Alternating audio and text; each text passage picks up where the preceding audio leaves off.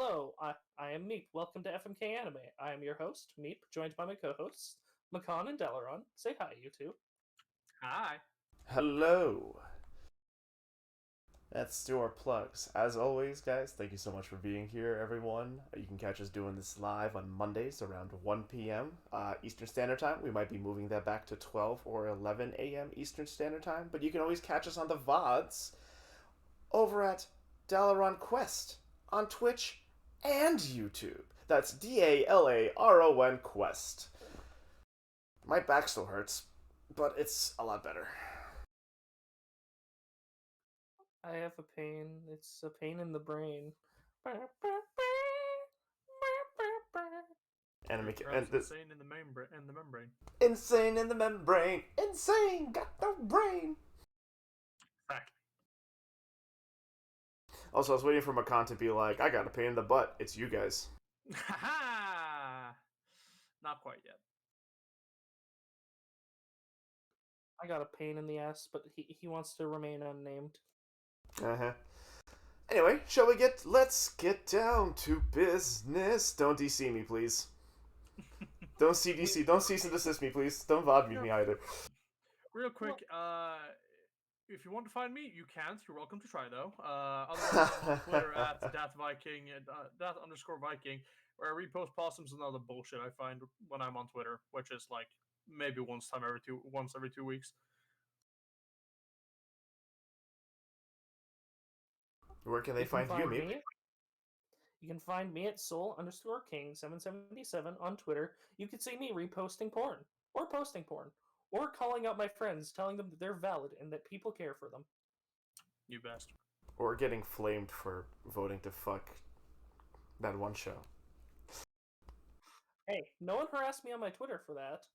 And Joe Cat started watching this show, even though we I made the know. show. Yeah. I noticed it. That's funny. That's Anyway, on you, sir. that's in the tweet. If you look at the thread, I was like, the premise of the show is questionable. Is questionable to say the least. But hey, look, it's you. I would argue that's not a sufficient warning now. Vivy Fluorite Eyes. Fluorite Eyes, episode 5. Well, wait, let me explain the premise of the show first.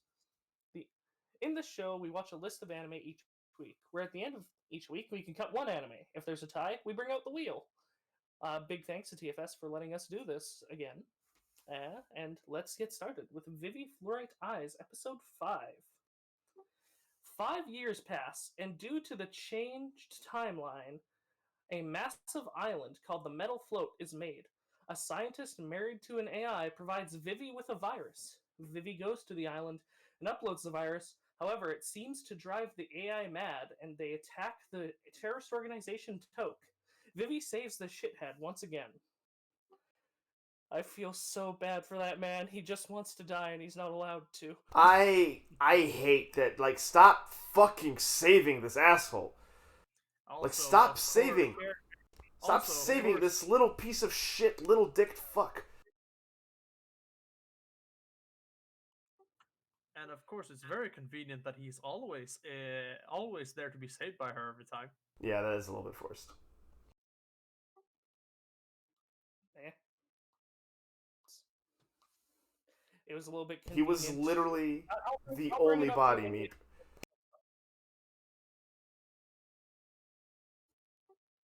Like, I mean, it's a show. You have to suspend your disbelief at some point. Yeah, fair enough. Yes, but also no. The episode opened up, and it opened up on Grace and the scientist getting married. I thought we were going to go into a story with Matsumoto and Vivy having to break them up, and they even joked I about thought that so, too. later in the episode. They joked about that later in the episode, and I just love how Matsumoto goes, "I'm not going to be the one to get kicked by that horse, so we don't have to break him up this time." I was like, you know what you did. Piece of shit. I like Matsumoto. Sorry, go ahead, Meep. And I also like his cube form. His cube form, it's squishy and doesn't make physical sense. Exactly. It's great. Yeah, so since you brought it up, let's talk about the couple. And like the show tried to make this. I mean, I get it within the suspension of disbelief and all the experience we have with sci-fi and this subject matter. Uh, in the show, it was a very big deal that this man married an AI, and I it was so polite about it. You know, the internet comments would have been so much worse. Yeah, no shit. The show's like people were like, well, this is unorthodox, and some of us have concerns, but I guess it's okay. That's not how that would happen in the real world. Yeah, no, the real one would be he who look at this robot fucker. Technophile. He who You filthy robosexuals. they're really cute though. They're so cute. I mean, I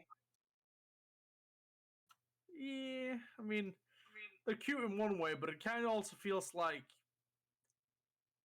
I don't know if the AI had an option because AIs don't feel. yeah, I feel like they're gonna get heavy into things like that in the next episode because they set up Grace way too much for them to not bring Yeah. her back in the second So part. we And agree. I know that's, We are. I know Oh. No, go on, go on. Finish your thought, because I thought we were on the same page, and what you just said made me realize we might not be. I was gonna say that it might be meta talking, but they set her up way too much for her to not be in the next episode as a big part. Okay, Makan, what do you think about that? I don't think she's going to hold any relevance to the plot currently, but I think she is going to hold relevance going forward. Definitely. So did neither of you two catch that like split scene that cut to the mother computer? I saw it. I have my own theory about that. Pretty Yeah, sure that's Grace. I I think don't that, think so. It looked more like Vivy, if I'm perfectly honest. I think that's the. I think there's two Graces. I Yep. think that might be the original Grace, and he made a second Grace. I It's I possible. think her sister Grace is actually Mother Brain, and the one we saw on the aisle with the professor is like a fake or remote unit. That's my theory. I know we're jumping the gun here, but like that's my theory. Yeah, it's a lot of theories. Here's my It's reasonings for it. That virus didn't do what it was said it was going to do, which is strange because even Matsumoto analyzed it, and he's like super advanced, right? Yep, yeah. and he's like, yep, looks good. And it made the system go into overdrive, which could have only happened as if the scientists knew specifically targeting, well, like specifically knew how to specifically target a very specific aspect of the mother brain of the mother computer. Well, Um, that's not too surprising. He was the one who built the place. true. But his relationship with Grace is too much of a highlight for it to be underwhelmed. Also, due to the way they set up the story in the beginning of the episode, in the opening, not the not the anime opening, but the opening scene. Um, like they got married in that beautiful temple, by the way. Like again, anime, your settings and scenery pieces. By God, so pretty. Um, and then they panned to our timeline, the alternative timeline now, right? And it showed. It usually shows the same location, like the same presence, except this time the island wasn't there. It was, the fuck is it called? Metal Float. Yep. Float, yeah. Yeah. Also, can we just agree that Metal Float is just the new age Amazon warehouse? I mean, Except I don't think Amazon has R2D2s crossed with the robots from Nier Automata. as far as Yet. we know, Yet. Oh, I feel so sad Are because we the are we scene. jumping to this already? Are we I'm I, pushing off the sad times. I want to bring up the scene with M real quick because Well, hold on. it Before we jump to to finish the thought I was saying before, so the original Grace is like that's their island, and that's where they got married. But now Metal Float is there instead, and like Grace is inside, and she's the mother computer, which would explain why she chose one of Vivy's or Diva's songs because she's her sister, and furthermore would explain why everything went awry because this is a hyper detailed plan. mm. Because even Matsumoto was playing way more fast and loose with this mission than any of the other missions. Like the pacing to me was off, so that's where I thought. Um, that's where my suspicions are coming from. See, my so the way I've been reading into it with Matsumoto not being as like, no, Viv, you have to do this, is he tried to do that during the fucking space crash thing, and it almost fucked them.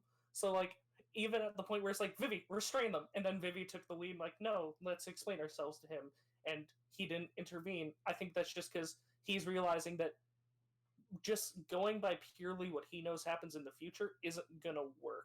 Yeah, It so it, it wouldn't have worked with the space crash incident. So I like that Matsumoto's having that level of character growth if that's what's happening. Though I still dislike him because he called. I don't like that Matsumoto called Vivy docile. That upset me.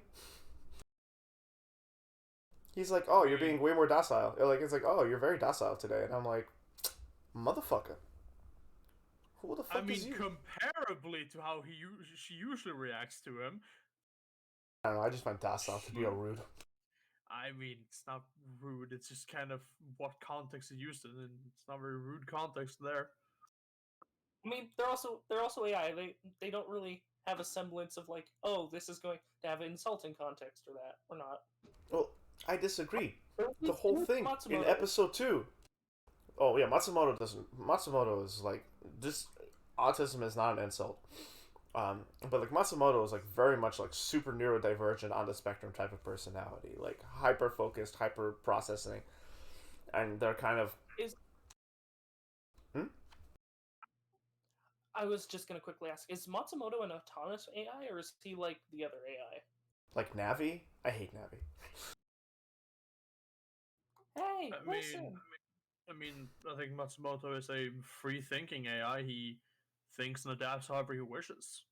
He has a mission, but he's free to accomplish it however he wishes, and I think that's why he gets the character growth that he's getting, because Vivy has been getting results by disobeying him, and well, that's why he's inclined to listen to her, because she gets results better than what he imagined in some cases. Yeah, and that's the thing, right? It's like, how do I put this? This was something I think we discussed a little bit pre-session, just while we were setting up. Um, but the whole.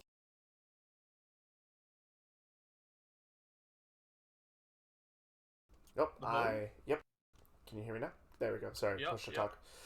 I don't remember what I said, so I'll just repeat myself. Yeah, so this is something that you and I discussed early on while we were setting up, and like I personally believe the whole show's goal is to show like we made the joke before, but like Vivy become human, not particularly the game itself, but the fact that she is progressively becoming more humanoid and AI is developing emotions, feelings, understandings, quote unquote, through anime terms, a heart.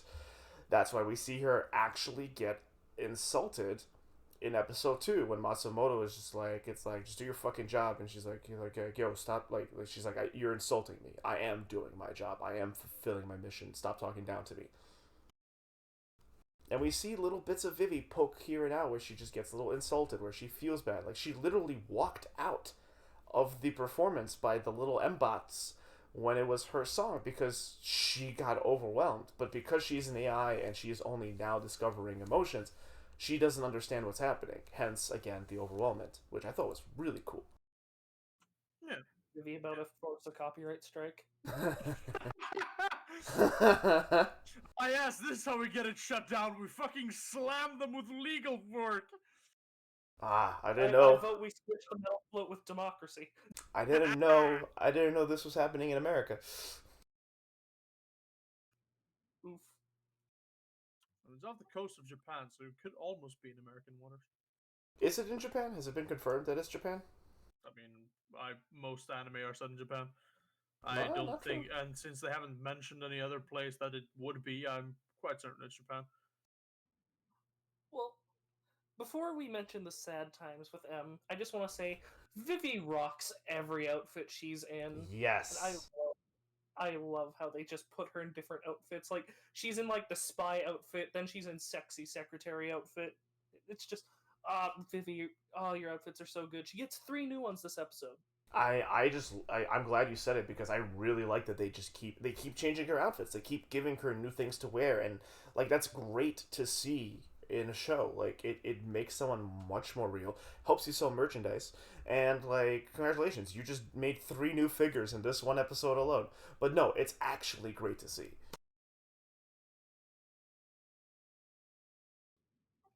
Are we ready for the sad times?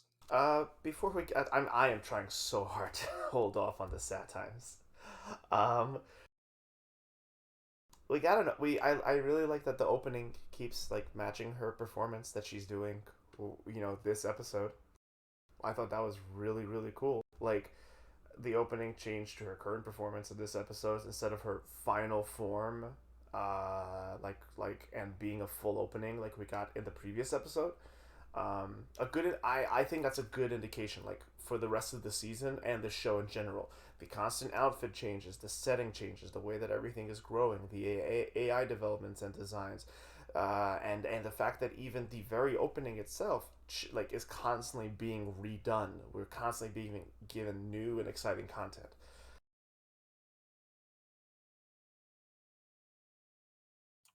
Yeah. No, I like the dynamic openings. It's very nice. It's interesting. Keeps me actually wanting to watch the opening. Which in some of them it's just kind of like gotten stale. I'm like I should watch the opening, but at the same time I have things to do. Yeah. The I really enjoyed this episode. I keep saying it. This show knows how to use its sci-fi well, and I think it does. It like we see it use so many different things. I will say though, one complaint about this episode: animation on the car chase scene, especially on the cars, They a were bit weird. so bad. The cars were they looked so bad. I get they were going for futuristic looking cars, but at the same time, like, man, this just looks weird. I'm happy this wasn't here for super long. Meep, come on. I mean, Call it what it is. hey, at the very least, it's good to see Elon Musk still getting work. Oh god. Fucking oh god, Metal Float isn't the latest Amazon warehouse. It's the latest Tesla plant. Except this time they're not they're not disrupting the local neighborhood to whatever. Anyway, fucking Meep, call it what it is. It's ugly. The cars were bad. I mean, the cars were ugly, yeah, but I get they're trying to go for a futuristic look. I just think the look they went for was ugly. Yeah, it's just they could have tried harder on the models. It was I get it. We're probably not going to see much of them, but it would have been cool to see them put more attention to detail for it. It's a small gripe for me as well. I'm not sitting here. I'm not going to chastise the whole episode over it, but fuck, the cars look bad. Yeah, I mean, the cars look bad, but to me, they were in defense. I'm like, yeah, they aren't interesting, but at the same time, if you look futuristic enough, who cares? They're about to get destroyed. The actual scene they were in, when the action was happening with Vivy jumping between, that was fucking amazing. So I'm like, if they're the set pieces that get destroyed, I didn't care that much about the actual car models. Yeah. Fair enough. No, I like the scene. Like Matsumoto going, "No, I'm falling." Just kidding. Yeah. Yep, that was good. Motherfucker rolling up through her door, being like, "Hey, yo, what up, B?" What did it do? Because she gave the body away. She gave his bear bot away to the girl, so he's like, well, he came online, looked around, and went offline. I'm like, I mean, he uploaded himself to the internet so you could find her again. yeah, exactly. I just found it Yeah. hilarious that like I appreciate like with Super Cub, like I appreciate them showing Matsumoto coming online in a bear body, waking up, standing up, looking left, right, left, and then just shutting back down, realizing Vivy isn't there. Yeah, it's great. Like another thing with that, I feel like Vivy gave away the bear body. Like, God, I hope he doesn't show up again. Vivy's just like, Navi, virus check again. You're being You're being paranoid. How? What a virus like me come in here? Fucking Matsumoto. God damn, you guys are making me like him, and I don't. I love to hate him. It's great. I love him. He is currently one of my favorite side characters. I have to ask. The whole you take the cake bit from Matsumoto, was that a fucking Portal reference? Most I think likely. so. Because he does look like he's straight out from fucking Portal. Oh yeah, he's fucking Wheatley from Portal 2. He is literally designed at Aperture Science. I bet in the original draft he was a sphere, but they went like, yeah, no, this is just Portal 2. So we've put it off at Let's times. go. Let's go. It was super sweet seeing M's like fucking mind palace, where kind of like how Vivy has hers, and he's just going, "It's cute" to the kids, and it just they were really good to me. I was like, Just this really "Whoa." delicate head pat. Did you see how delicate the head pat was? He's so dedicated to his mission, and now he's blew himself up. Fucking kamikaze torpedo M-bot. Yeah, him is fucking dead. I hate it. I don't hate it. That's not true. I don't actually hate it. It actually hurt because I was looking and like I knew with the show the end of episode 2 taught me that this show's gonna break my heart. Episode 3 and 4 taught me that this show is going to break my heart, but in unique ways. And god damn it, Vivy, damn this show. Why does it have to break my heart every week? I love He makes little arts and is like, does this spark joy? Yes, yay. The children will like it. I'm like, fuck. Because it makes the successes all the more fulfilling. They sing song. They're not advanced, but my heart. Next week, are Tokeboy and Vivy gonna work together to shut down the island? Oh, I Probably not. hope not. That's no. Meep's probably right. I mean, probably. But is Tokeboy gonna change? No, he's still gonna hate AI. I hate him. Like, Matsumoto is growing on me. Like, I can see I loving to hate Matsumoto. I hate Tokeboy. I hope next episode does something with him because he is by far the weakest part of the show. He's not clever. His design is cool, the scar, because like he cut off where Vivy's blood hit him. I thought that is literally the only thing that at this point he has contributed. Otherwise, he is not clever. It's not. I don't find him like, ooh, look, he just keeps coming back. Consequences of Vivy's like pragmaticism. No, not pragmaticism. Philanthropy, kindness, mercy. Yeah, no, it's this guy has been saved by this AI. That's part of what he fucking swears to destroy several times, but he just keeps fucking going no matter what happens, even though fucking he really has no reason to fucking hate them from what we know. And like He literally Sorry, go on. he's been alive dealing with these consequences from getting saved by Vivy for the first time for 20 years. He has not changed in the slightest. He literally had an AI. Like, the episodes 4 reveal straight up undermines everything that he stood for. Like, it doesn't make sense.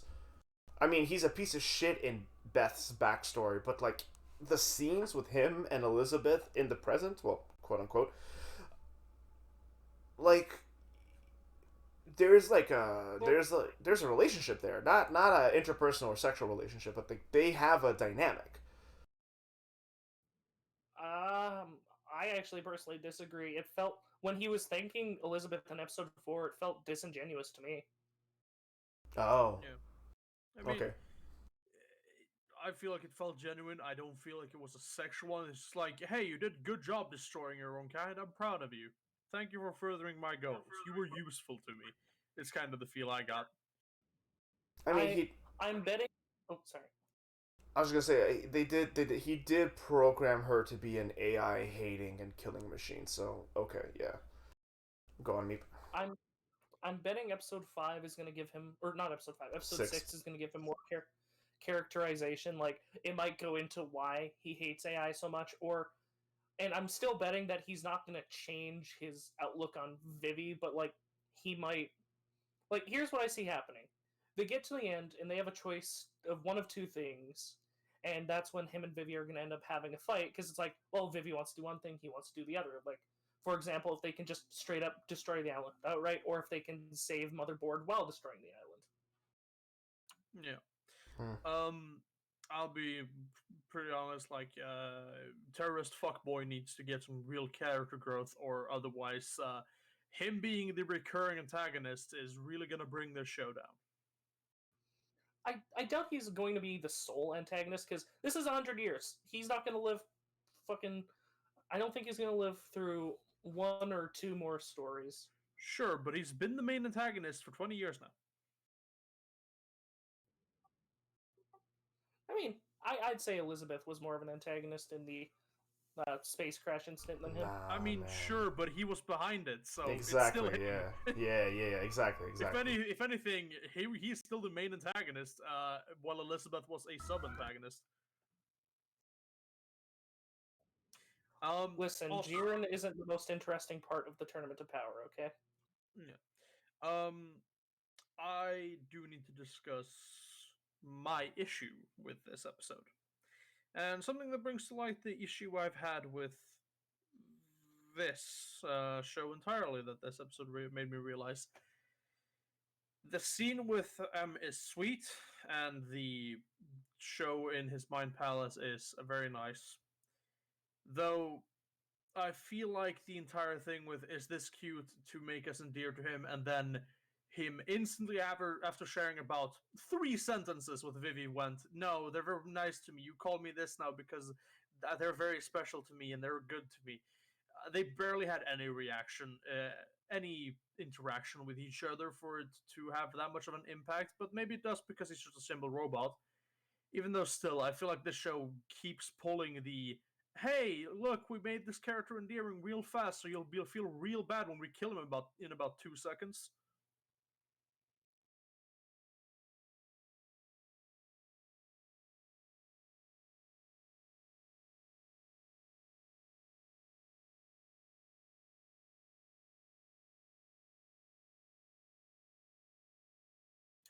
I very much know that being a thing, but like,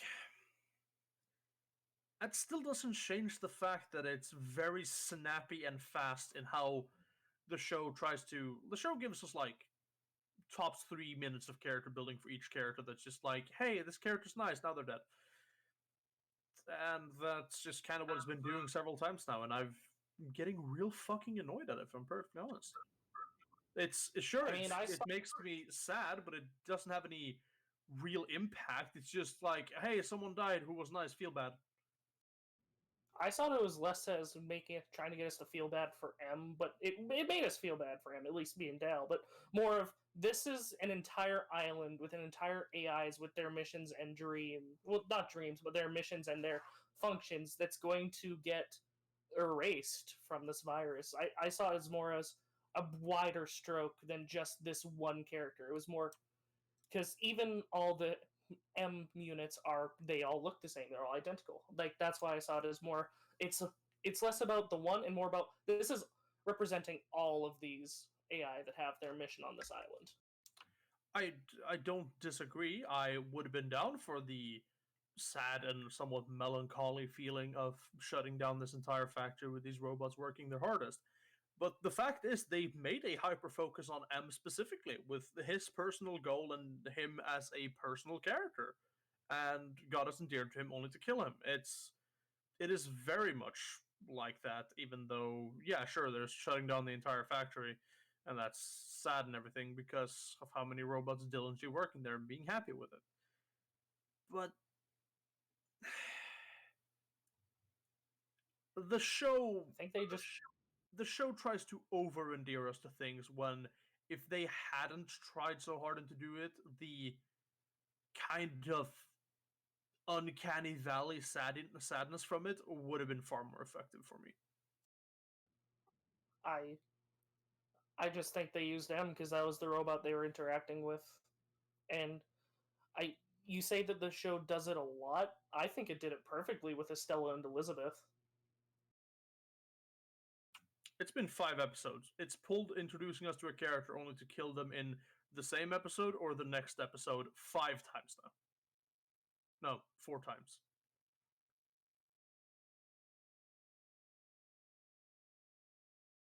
That is excessive to me. I disagree. I think each time it's done it, I think it's done it incredibly well. That might be the case, but doing the same thing well over and over doesn't mean it's gonna be good all the time. It gets old. It gets worn out. Eventually, sympathy runs dry.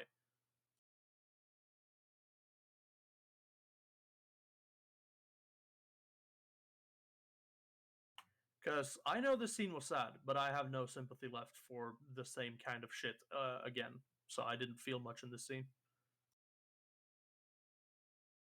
Yeah, I'm back. See the show. I'm in pain. Great. Okay. Anyway, as I was saying, I feel like Makan, your concern with this moment is it's valid. I understand where you're coming from. The show is using that kind of narrative device. Like every 2-3 episodes, we're gonna get like a new character, and like I said, it's gonna hurt. I think part of your tapped off sympathy well comes from the little girl who died in the plane crash scene, because I think that still left a sour taste in our mouths, and like kind of when I saw that shit, I was like, okay, people are going to die. I'm still watching the show, and I'm allowing the show to like endear me to specific characters, but like it is, you're right, it's completely by design, and that's not for everyone. Like some people want to spend time with the characters, grow with them, and then their loss will mean something to them, and this show just will not. I don't think the show will have the time to do that. It might not have the time, but I am severely considering it lesser for not taking that time. Because I need to actually be endeared and care about a character and know something more about them. They are nice, they care for people, now they're dead. Again, I think it did it incredibly within Stella. It showed us a lot about her relationships and dynamics, like her relationship and dynamic with Vivy, same with Elizabeth. Yeah, I think you're into M a little bit too far. Like I said, I think the show's intention was to show, like, it was trying to paint a broad stroke, but just because M was the robot they were interacting with, they used him. I think let me paint another broad stroke then. They care about people, they are kind, and now they're dead. It could be applied to any of the 4 characters the show has done this with. Who are the other characters? I know Estella, Elizabeth, and Momoko. Oh, okay. I mean, Estella has more nuance to it than that. You have to give her more credit than that. Estella is does she though? She was built to care for people and nurture them. That's literally all she's about. No, I think now I disagree, because like Estella was the best done character we've had thus far. Vivy's meant to be a semi-blank canvas that we see grow and bloom. Matsumoto is just fucking a hose of information. Estella, on the other hand, I think it personally has been the best character in terms of like doing what the show wants to do with its characters, set up a tragic situation, and also like show the range of humanity and personality within an AI. M is very much not that, but almost like I mean, they played into like, look at my art, can it go on the fridge kind of thing. Like the show definitely and intentionally appeals to emotion to have effect. I've ridiculed other shows for this, where I was like, oh, you're making me feel bad because you want me to feel bad. You're not actually doing anything to actually warrant or earn this reaction from me. and I feel like that's where you're feeling with this, though I myself have not hit that You point cut out, yet. Bell. Hmm? You cut out. Oh, where did I cut out? And then you cut out. What did I say before that? God, you were talking about how like shows usually pull your heartstrings to try and get you feel bad, and like you were like, Oh, yeah, you and just that wanted is to. where I think, and that is where I think you're at. I myself haven't hit that point with this show yet, though. If it just continues to be like, here's tragic story after tragic story after tragic story, I might burn out. But I think you hit the point where you're like, the show is just trying to make me feel bad by design. It kind of sounds like you don't feel it's earned it. I like shows making me feel bad because I they make me feel bad in a sad kind of way, which means it has impacted me emotionally, which means I have enjoyed it. This show, with some of the things that I think it does poorly and some of the characters that don't seem to grow, the human ones, surprisingly, along with characters being hastily introduced just to be killed, is a constant issue for me, and it is really getting on my nerves, yes. One thing I do want to point out about the M scene, I also think it served a wider purpose than what I've been getting credit for, because someone did just point out in chat. Vivy saw that, like when she plugged herself in with the plugged the virus in with herself. Oh. She saw that, so that was also probably to give her character depth, not character depth, but character growth. So thank you for pointing that out, chat. She, Oh, because yeah, I'm yeah. pretty sure she disconnected before we saw that. No, she saw it because I remember now. You see her like she's clearly affected by what she saw because Matsumoto's like, "Hurry, we have to go, no, no, no," and she's just sitting there for a moment, looking melancholic. I mean, So I'm sure she saw that. that might also just be from seeing this robot that was being kind to her just fucking shut off now. I mean, say what you I'm want. pretty sure it was showing that she saw that. Say again. I was just saying, I'm pretty sure it was showing that she saw that. Because if Matsumoto's able to go into Vivi's mind palace, I don't see it as too far fetched that Vivy is able to look into the other AI's mind palace. Here's the thing, though: when Matsumoto goes into Vivi's mind palace, he's physically there. Vivy was not physically there. No, Vivy isn't as advanced as Matsumoto at the same time. No, but I feel like that's been a common thing of how the mind palace works. If you're in it, you have a physical avatar there, which she didn't. Also, the general feel of the scene, it didn't seem like she saw it to me, and that means it wasn't conveyed properly enough. I disagree. I think it was conveyed very well. Yeah, well, that's about this. We have different opinions. Yeah, yeah, yeah. That happens. And I mean, as far as like the scene itself, it's well designed. You know, we have the moment of him just being cute little beep boop man, creating the same effect as all the little droids in Star Wars, and then walking them through while trying awkwardly to have a personality and failing, semi failing. And then like it really shines through, where it's like we're not gonna get Estella and Beth and the pink haired girl whose name I forget, Lolric. God, I don't know. Yeah, LaCroix. Who got her head ripped off. Like all of them were way more advanced AIs than our little M boys here, but there was still something there, at least from like my perspective. Like there's still something there, um, and it really kind of came forward with the art and the song. I actually wish they went sadder. Like I kind of wish they showed the robots getting like the M boys getting like actually sad or dejected when Vivy walked out. Um, Also, that sign looked like it was made with blood. Uh, Yep.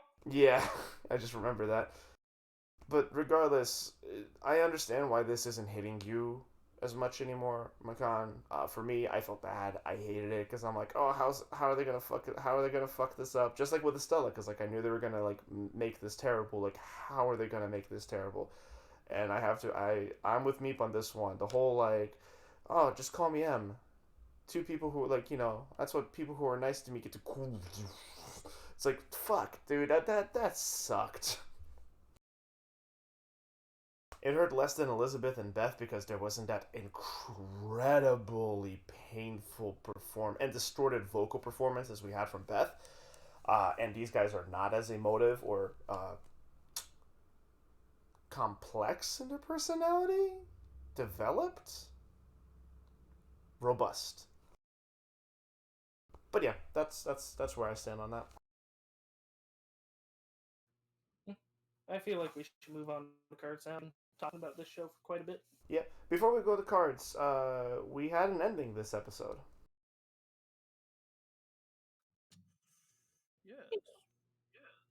It was alright. It was alright. I get it, show. Dominoes. I get it. The domino effect of time and the consequences of our actions. The stills were pretty. Not really much to write home about, eh? Music were sad and melancholy. Fitting. Hmm.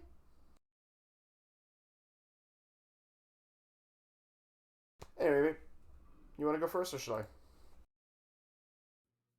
I'll let everyone else go first. Alrighty, I'll open up with this. While how do I put this?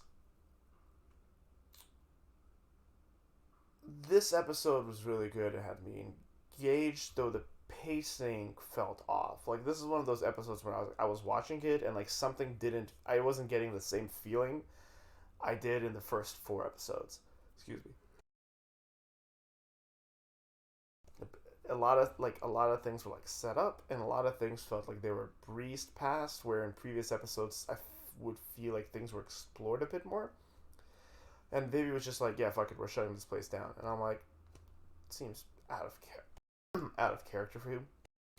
But the show kind of has its own turning test with the whole like, what do you think it means to have a heart question that Vivy asks the AI. So like that was interesting.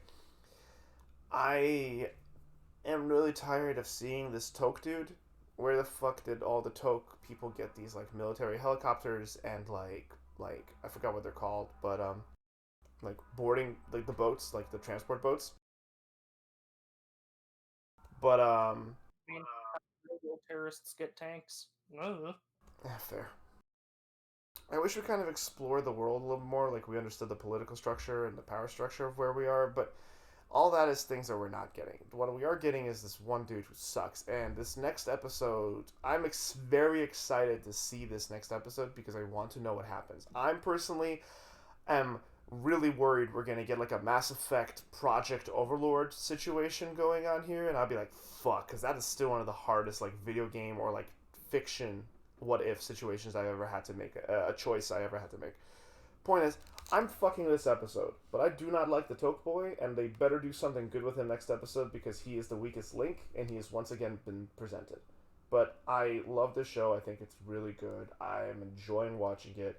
It breaks my heart every week. So I'm hoping that some good comes.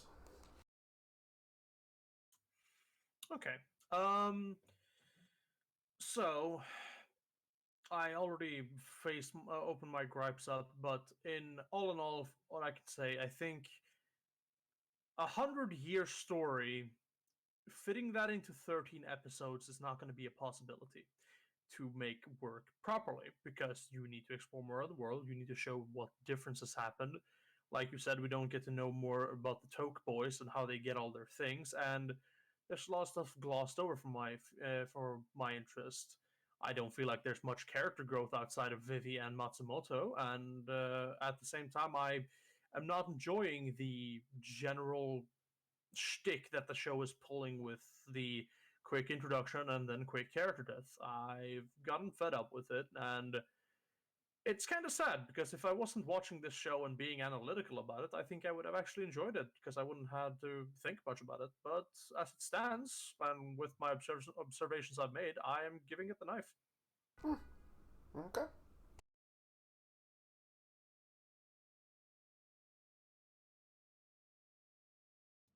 All right. Let's move on to Super Cub episode 2. Meep, do you not want to give your vote? Oh, right. I'm gonna fuck the shit. Listen, my biggest regret for this season because now my heart's just getting stomped on.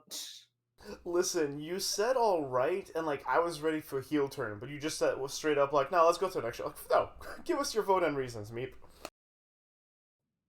Eh. I'm gonna fuck the show. I think it's really well done, and well, I seem to be in the minority on that. It's fine. I think it's really well done. I love the show. I think it's been doing everything incredibly well.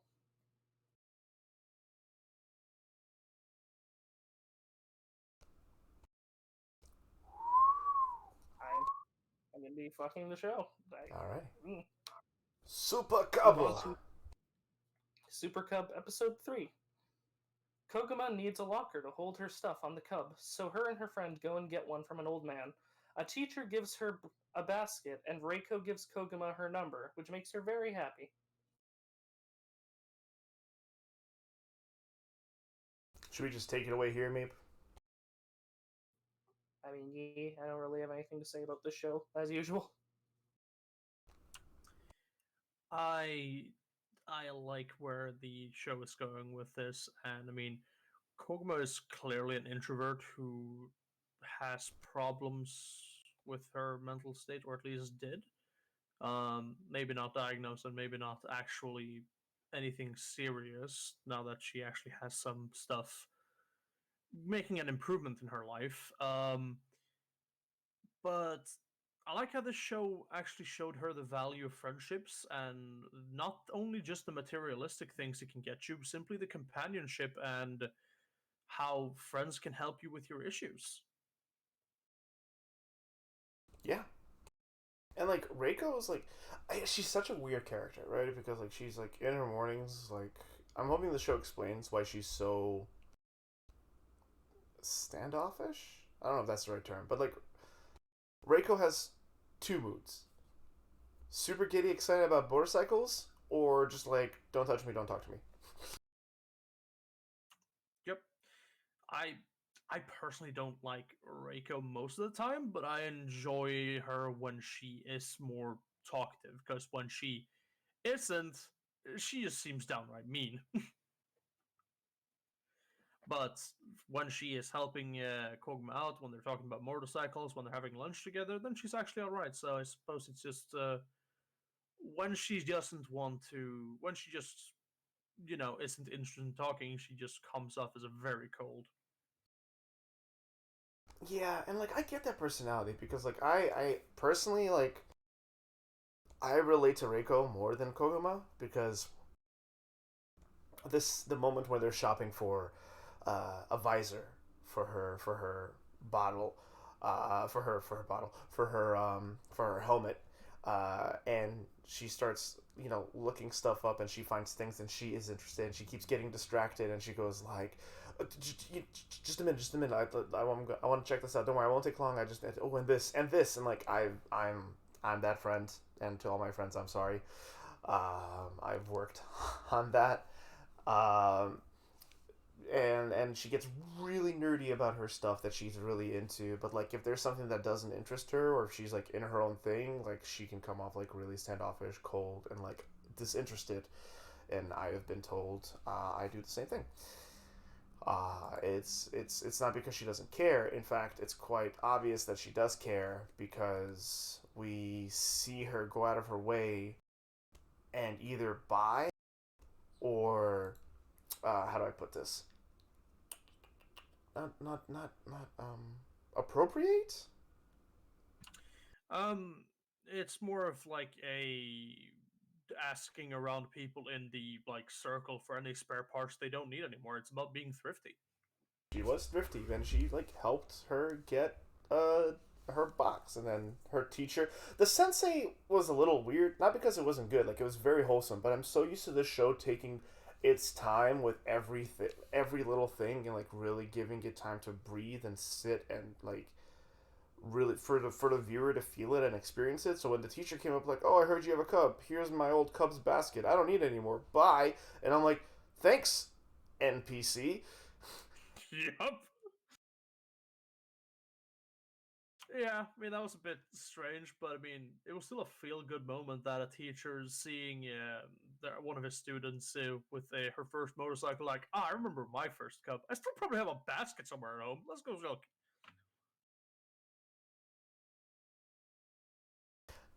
Yeah, It's and nice. I'm only critical of this scene because like I said, I've come to expect from this show for it to be like really in the itty bitty gritty details.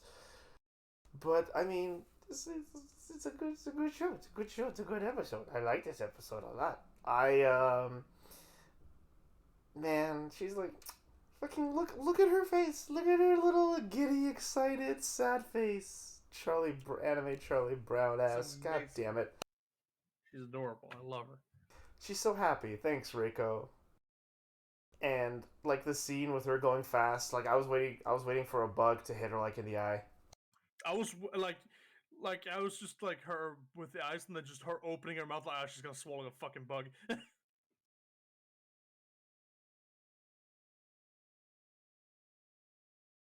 But in general, it's just a lot of things happened this episode. Koguma changed her Super Cub quite a lot with her new gadgets, and she changed her I general look mean, quite a lot with the goggles. yeah, she did change her look, which I actually like. I like how what she ended up like going with. She looked at Vi's like, oh, that's expensive, and then she just sees a dude, which I'm surprised that she approached someone because like she seemed Yeah, really like shy and reserved, but I think she just doesn't really have a way to engage with people around her. So maybe she's definitely introverted. Never mind. yeah. No, I mean, I feel like she is really introverted, and I mean, before having met Reiko, I doubt she would have done that. I think Reiko, for the short time she's known Koguma, has actually had quite a lot of impact on her and how much she's willing to interact with people. I mean, she's said words along the like of you can go anywhere with your Super Cub. You can go free. You can go explore what you want to, and like she's kind of been putting these seeds of freedom and like courage in her head, which I feel like she's kind of taken into more things than just her time riding around on a scooter. I did either of you two notice that every time they have lunch, Reiko just goes, "Yeah, my favorite thing about having a cub is it's just every single time. My favorite thing about having a cub is like I can go anywhere. The best thing about having a cub is like it's customizable. The best thing about a cub is that it's just every single time it's just like, yeah, the best thing about the cub in my opinion is." And I'm like, "God, you fucking nerd. I love you. I really do like Reiko. Like, I mean, yeah, Reiko is super excitable, but I also feel like, is that the fucking like sponsorship I hear there? oh, I didn't think about It that. yeah, I didn't think about that like in the moment, but afterwards I'm like, I mean, it is a show sponsored by Honda, and I mean, it makes sense. But at the same time, it also fits her character perfectly well, so it doesn't matter really.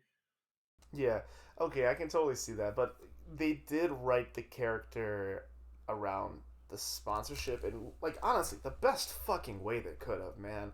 Like this, like again, like you just reminded me that this is a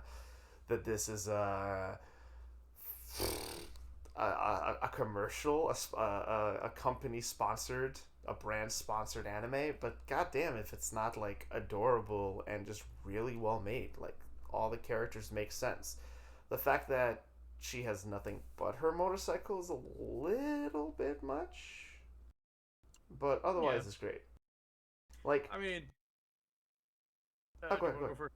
Yeah, I mean, I don't particularly like to judge shows on what they are. Like if it's a movie tie-in, or if it's a game tie-in, if it's like sponsored by something, I'll probably poke fun at it depending on what it is. But if as long as it does what it sets out to do well, I mean, I'm not gonna have an issue with it. I'm gonna be more than happy that they managed to do something great with having the setback of kind of that inkling of doubt in the back of my head that this usually doesn't go out well. Exactly, and like just oop, I need to yawn. Exactly. Like, why would you rob yourself of a potential good experience by just dismissing something off the bat due to its like source material? Whether it's like brands, see, brand sponsored, I would understand, right? But it's not like Honda's like Honda the anime. No, it's like it's obviously investments and sponsorship and involvement is plain as all heck to see, but um, it's still a quality show. And like, there's a lot of people like, oh, it's a mobile game anime, it's gonna be trash off the bat. And like, nah, man, you're just like, when you're dismissive of stuff, like, I get it. Like, enough things have been disappointing, and like, there's shit like you don't want to waste your time. But if you're too dismissive of stuff, you're just robbing yourself of opportunities to experience something possibly interesting or unique or, dare I say, good. Are you saying you'd watch a Raid Shadow Legends anime? Honestly, yeah, because like their models actually look good. I mean, if it somehow got made and we watched on the FMK, I probably wouldn't take the time to watch on myself. But if it ends Yeah. up being good, it ends up being good. I mean, at the same time, I mean, I think, yeah, you just mentioned something I didn't mention. It's like, we only have so much time in a day, let alone in our lives. So if you choose not to watch something because you hear it's a commercial for Honda, and I get it, but trust us, this good. This good. I mean, regardless, like sometimes depending on the meme value of it, it's gonna be improving. I mean, I'd love to watch a fucking shonen anime about Pepsi, man. Just One Punch Man. It's blatantly Yes. ripped off, traced Yes. over everything, scenes, frame for frame, episode to episode, but it's Pepsi Man. Would that not be fucking hilarious though? I can't wait for Jujutsu Kaisen season 2, where someone's cursed technique has to do with like soft drinks. I Hikaru don't, but I Sweater. can see it. Jujutsu, We have funny clap, man. So Jujutsu Kaisen's a little. I think it's too good for that. Maybe like in You know 3 what? seasons. you know what? I will take solace in this. If Jujutsu Kaisen gets a second season, we can still probably do it on the show. I'll take solace in that. Yeah. You say that, but I still haven't finished. We'll finish it. It's good. Maybe Anyway, however, this show did, like, I will say this about this episode. I think this episode continues to have really nice little touches. Different motorcyclists. That one motorcyclist in that full black like biker outfit, complete with like blacked out visor, Yeah. on the red on the red motorcycle. That's just the assassin from Steins Gate. Yeah. It's also like Kill Bill, isn't it? It's kind of the general feel. Not the same colors, but That would have been interesting if she had a yellow streak, because that would have absolutely taken it from Steins Gate to Kill Bill. yep.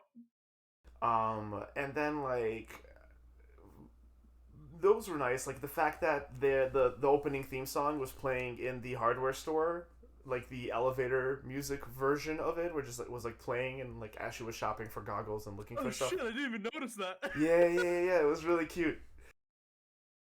I thought it was really cute. That's amazing. Yeah. But there were moments and like at the end of the episode that kind of, for the first time, broke my immersion, and it was the whole "we're fellow Cub Riders" and that runs deeper than friends ever can. Yeah. It's so dumb. It's so dumb.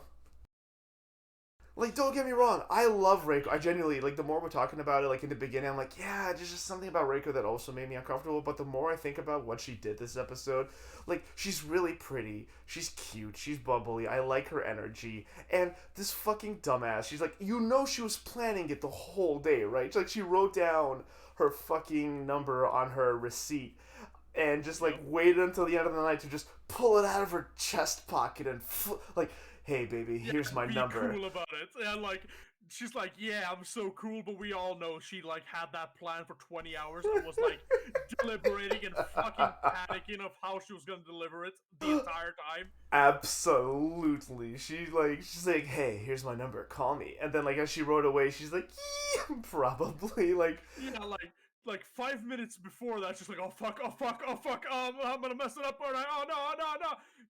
Cool girl, and then just like 5 minutes running away, like I did it. I don't think Reiko got like that heady about it, because like I think that might be us projecting ourselves, but she definitely like sat there just like, I'm gonna do this. It's gonna be so cool. It's gonna be so cool. She's gonna be like, oh my god. And then Yeah, I thought that was adorable. But Yeah, either way. the fucking we're fellow Cub Riders, and that runs deeper than friends. I'm like, this is so It's dumb. it's so silly, but I can see where they were going with it. Like, sure, like the fact that you have a friendship, but that friendship is based out of your two shared enjoyment. That kind of friendship can run deeper than any other kind of friendship, but at the same time, you word it in such a weird way. It was worded because it was like, we're not friends, we're Cub Riders. I'm like, what are you doing? She's your friend. She literally got you all this shit. Just accept her friendship, dum dum. Friend. Friend. Can't I can't wait for the heel turn in episode 5 when it turns out Reiko has been talking shit behind Koguma's back. That would suck. I mean, that's a real thing that happens in schools and like in just real life. But that would I mean, suck. with how cold she is sometimes, not I'm not wheeling it out. I'd be lying if I say I wasn't kind of expecting it to make sure I'm not as hurt as much subconsciously. All right. Another interesting Wait, thing I noticed. really quick Yeah, on go on. that, on what Meep just said. Like, okay, first of all, what you said, Makata. Okay, fair enough, fair enough. You want to keep yourself safe, sure. But honestly, I don't really see that happening. She's so matter of fact with people, like to the point of being like blunt. Like she just comes up to him and is like, "Hey, you said you ride a super cup?" She's like, "Yeah, cool. Meet me after school. There's something I want to show you." And she's like, okay, yep, see ya." And then just the mornings, like Reiko, I just don't see her as having time for that kind of bullshit. That's fair as well. But also teenagers. I do want to say something I noticed in the opening. The third girl in the opening doesn't have a cub. Yeah, she has a bicycle, right? Yeah, she has a bicycle in the other part, and when they're standing on the hill, she doesn't have anything. I feel like she's just interested in cubs, but doesn't have the money or the ability to get the license to get one. Or So her I'm interested parents to see won't what let her.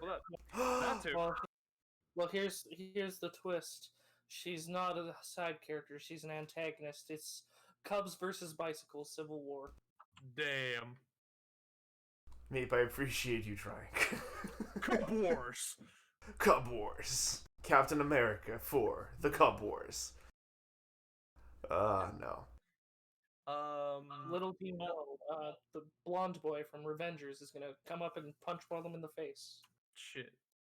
Um, though, like something I haven't touched on, like in the hardware store and everything. I love how when she just drove over there to buy the goggles and also picked up the Shane lock at the same Chain time lock. because she was planning to do that. And I just love how giddy and happy she is with herself for finding this clever, thrifty solution. Just like, yeah, I didn't have to spend like at least 3,000 yen on this fucking visor and just bought a goggle for like 1,000 yen. I'm a fucking genius. She's adorable. You root for her because you want to see her do well. Is she getting like unemployment benefits or? I think, yeah, I was thinking about that too because when Reiko, I don't think Reiko knows her story, so she's like, I like it's an uncomfortable situation, and I've been both of them. I've been both Koguma and Reiko in that store scene when they went to get snacks, on the way to pick up the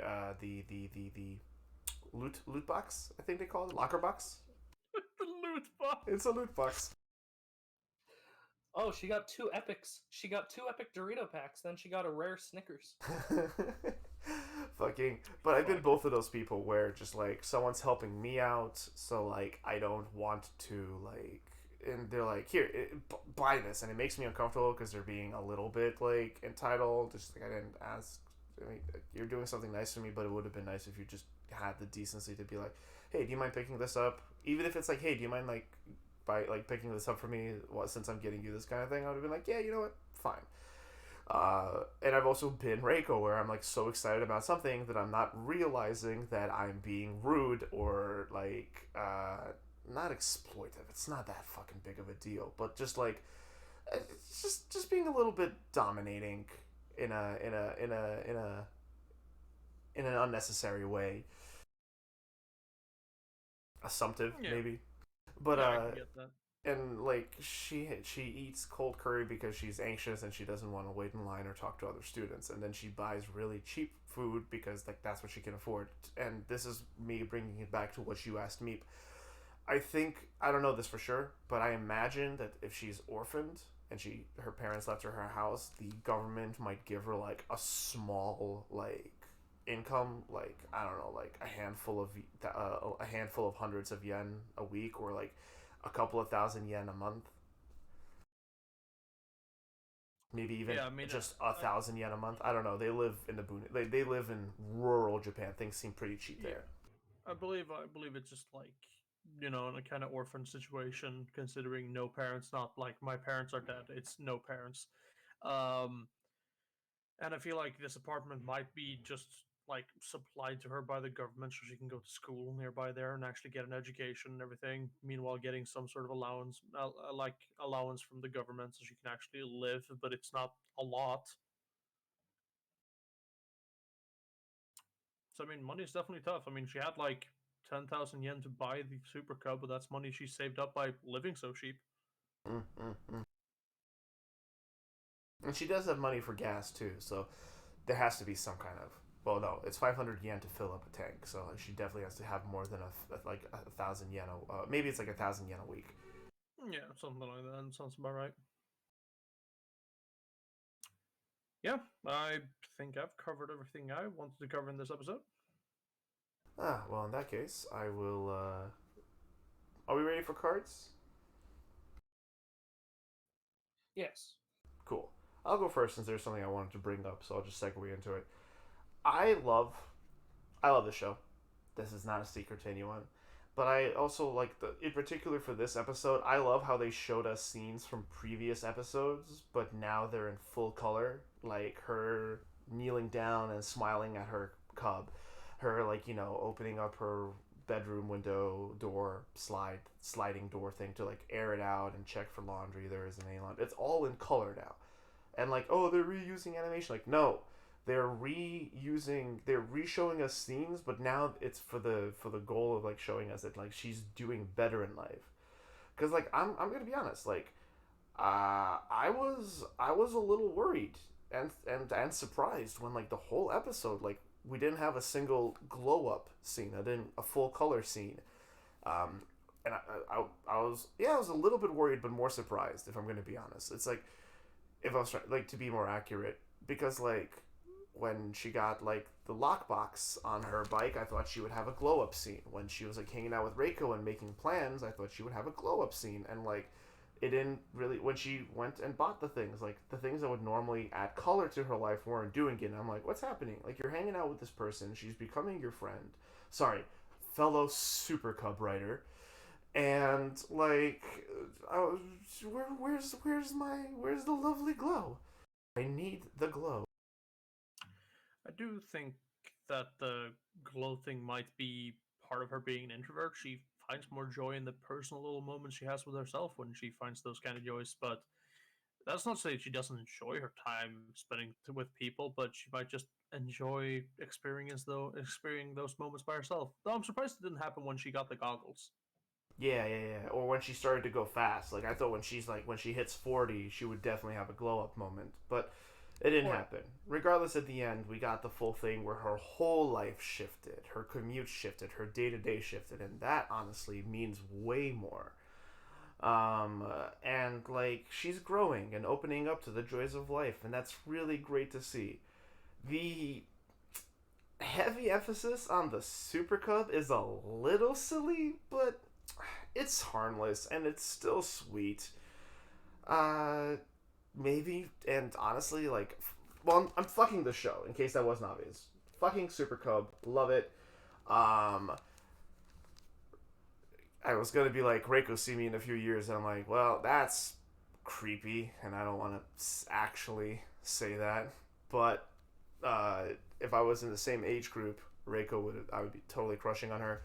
Uh, I honestly want to see if the next episode is in full color. Like, from here on end, the episodes are just saturated in like full color because she's hit a point in life where she's actually feeling joy and living it. That'd be real good to see. Well, what you see is gonna end up being a cross-country road trip where they have to drive to find the buried body of Jesus. No, they're accidentally gonna kill someone and bury him in the woods by kicking up dirt over the course with their super cubs. We're going to What, Antarctica. You don't want Steel Ball Run, but with anime motorcycles? You mean Steel Steel Cub Cub Run? There it is. There it is. Me and Makan were on the same page. I really All I'm like saying is give these girls stands and I'll start fucking the show. I really like the show. I like we've covered all the things. I love how like close it is. I love how intimate it is. I love how much we get to see into these characters, even by small context clues, because there's so much like little things with animation and silences that appears naturally in conversations that we can like try and read them as people. Also, the monologue Koguma had at the end of the episode of how she wondered how that tiny slip with a phone number of the first phone number she's probably entered into a cell phone ever meant so much more to her than the license. Mm. It really speaks volumes. I'm fucking it. I forgot about that. You're right. Well, listen, I gotta cut the brakes on the Super Cub. I can't. I've been getting nothing out of the show. I'm gonna be killing it. Sorry, Koguma, but I cut your brake line. Have fun down that hill. What do you mean you cut the brake line? It was already cut. How do you think the Super Cup killed all those 3 other kids? Yeah. Well, little do you know, the murders actually happened because Reiko was so jealous of them. She befriended them, then clubbed them all in the woods. Reiko was actually going to buy this Super Cup too, and then Koguma beat her to it, and then she's now out for blood, which is why she approached her. This is all a fucking ploy to woo. My peppers are foiled! Little do you know, this happened 12 years ago, and now I have to go shake Dal's hand so I can go back in time and kick the shit out of Reiko. Let's move on to first to summarize, that's 2 fucks and a kill for Super Cub. But let's Yee. move on to Tokyo Revengers, episode 3. Hanagaki gets beaten severely in his fight. However, the leader of the gang, Sano, steps in and takes a liking to him. Tachibana misunderstands and slaps Sano, but it gets cleared up. In the end, Hanagaki resolves to get close to him and passes the other leader on the street. Takamichi. Takamichi. Takamichi. Listen, I only remembered his last name, so I've just been calling him Hanagaki. I think Hanagaki's his first name. I think so, yeah. Because people usually refer to people by their last name in Japan, and people usually refer to him as Takamichi. Yeah, but goddamn, Hanagaki Takamichi. Like, there was one scene where either the Dragon Boy or the gang leader said his name really, like, in full, and Jesus Christ, it was Hanagaki Takamichi. They said it very fast, and oh yeah, I had to listen to it 3 times because my brain said, "Wait, hold up." So, you mind if we start out talking about the actual fight? Yeah. Sure, that's where the episode. Yeah, I enjoyed the tenacity and the sheer determination of Hanagaki. Yeah. I don't enjoy that he didn't throw a single punch, though. Yeah, that was... Well, he grappled him? Question mark? It's not the same. A desperate grapple is not really the same as fighting back properly. Yeah. Because, I mean, he's already a delinquent. He has fighting experience. I mean, sure, he hasn't fought like in 12 years, but I mean, he should still know how to fight somewhat. Here's this is me looking for an excuse. I'll fully admit it.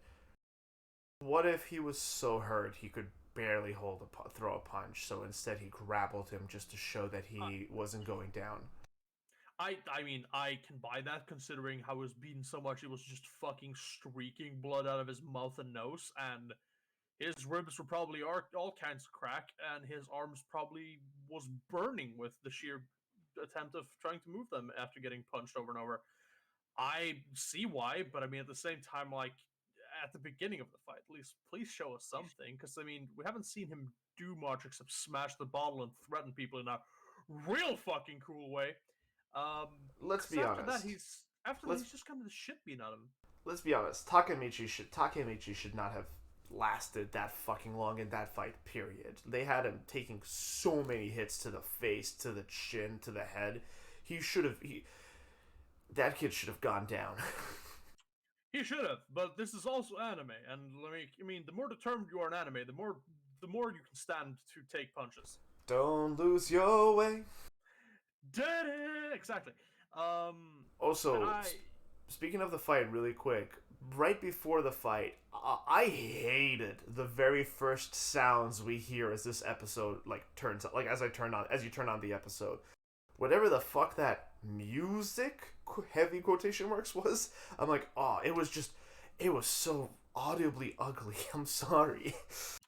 What do you mean? You don't like butt rock? It wasn't butt rock. It was like, it wasn't like a coherent sound. It was just like distorted sounds. I hated it. I would like to pose a question. Why are Takemichi's parents not fucking looking into why their son comes home beaten and battered every day?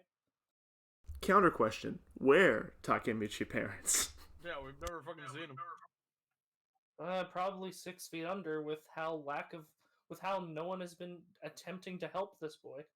There have been no parents. Though, I mean, I feel like he has parents.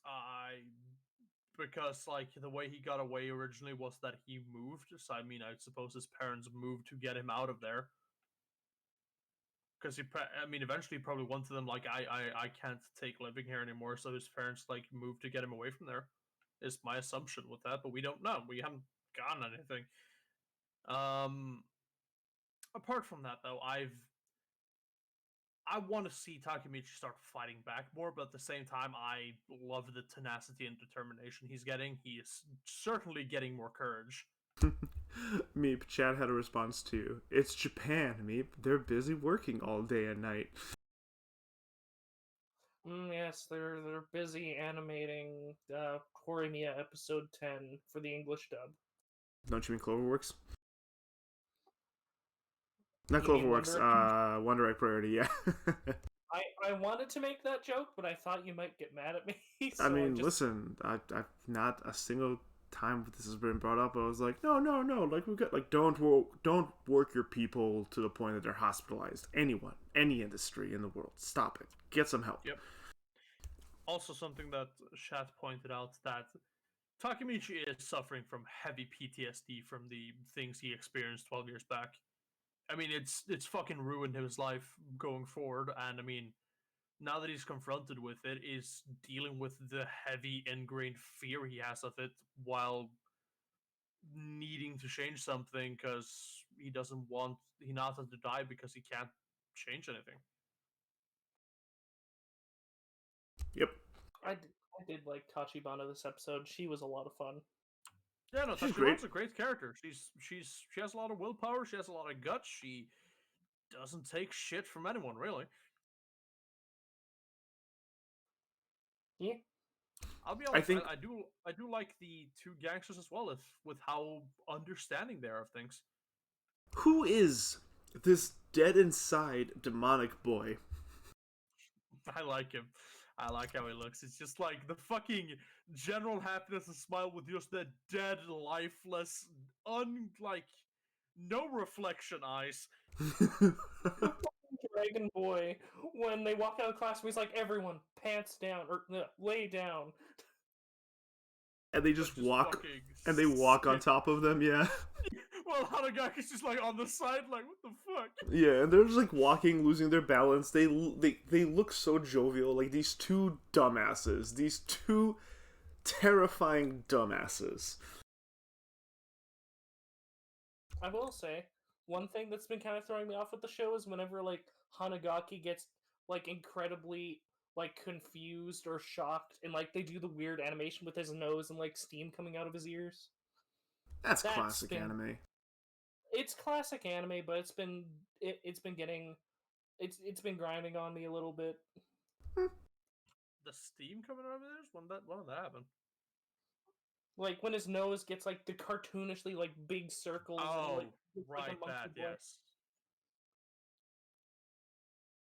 Yeah, no, those are the like worst parts about the show for me. I just like, they don't look good. I mean, it's Yeah, a I visual know. gag. It's a visual gag, but I mean, I don't get much out of it, and I'm much like, all right, can you come back to the actual show again? Yeah, no, like it's a choice in humor and visual gag. It just doesn't sound like it lands for any of us. Yep. But So why is this middle school? I hadn't been upset about Same. it until this episode, because this episode I was just watching and I'm just like, yeah, no, I can't see any reason why this is in middle school and not high school. Yeah, I it's like mean, he's like when he asked him like, "Are you really in middle school?" When he got really close to him. Oh, by the way, like, is this gonna be another one of them shows which is gay or not gay enough oh god. with the middle I don't school know about boys? that. It's But just yeah, it feels like it would have worked so much better if they were in high school. I know that scene where like he was like, "Are you really in middle school?" when he leans into Takamichi's face, and I'm just like, "Are any of you really in middle school?" I mean, I think I would have enjoyed more in high school as well from just having more like adult looking character because I mean, they do look quite juvenile. Um, but at the same time, I personally get it. Middle school was when I had most of my fights in real life. I mean, that's when aggression is the highest as puberty hits. It's just kind of what it is. Yeah, I okay. feel like I feel like they went for middle school this time because shonen usually does high school, and the mangaka went, "Nah, I want to do something different for my shonen, middle school." Fuck it, do fucking preschool babies fighting each other. God, I think there might actually be a shonen about that. I mean, that'd be great. Boss baby, but anime. Here we go. My Yeah. hero, my hero babies. Someone's quirk turns them all into babies. My Hero Kindergartenia. Jujutsu Kaisen, my fucking curse technique, Goo Goo Gaga, makes you all babies. My curse Oh technique. no, Boss Odo is a baby. child.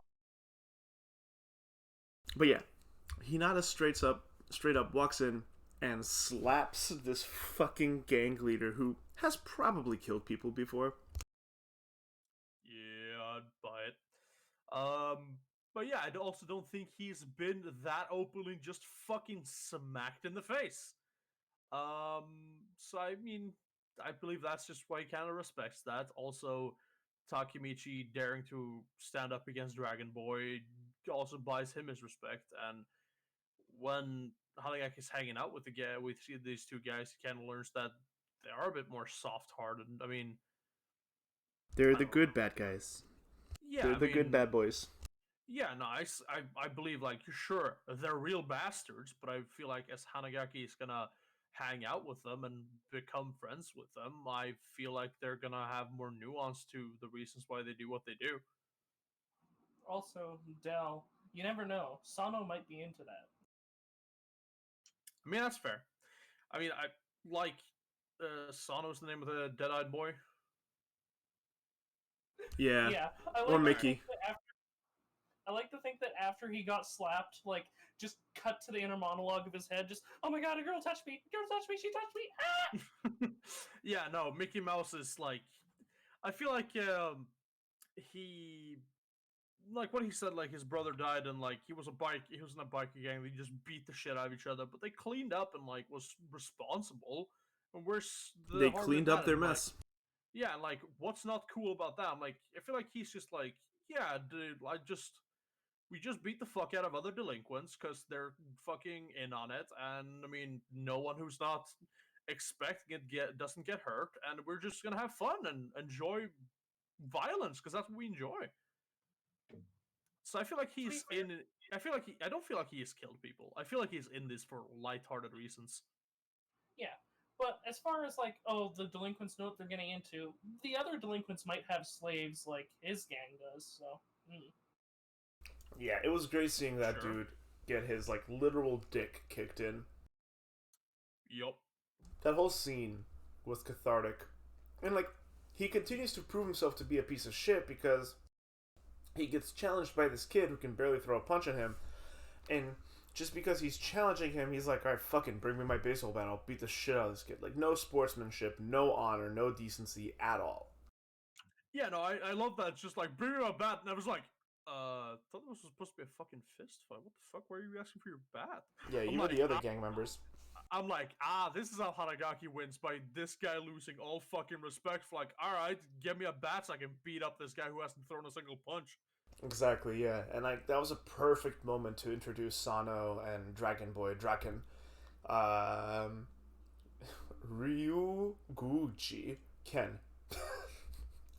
So Draken. But yeah, it was a great scene to introduce him, to like show them what the Tokyo Manji Gang is about, and like what the other main character we're going to be seeing is actually like. And honestly, like, this is a really good episode. Like, this did a lot of things right. Even like Sato's like childlike obnoxiousness, like coming in, beating the shit out of a bunch of kids, and then telling the teacher to fuck off. He wants to go play with his friend.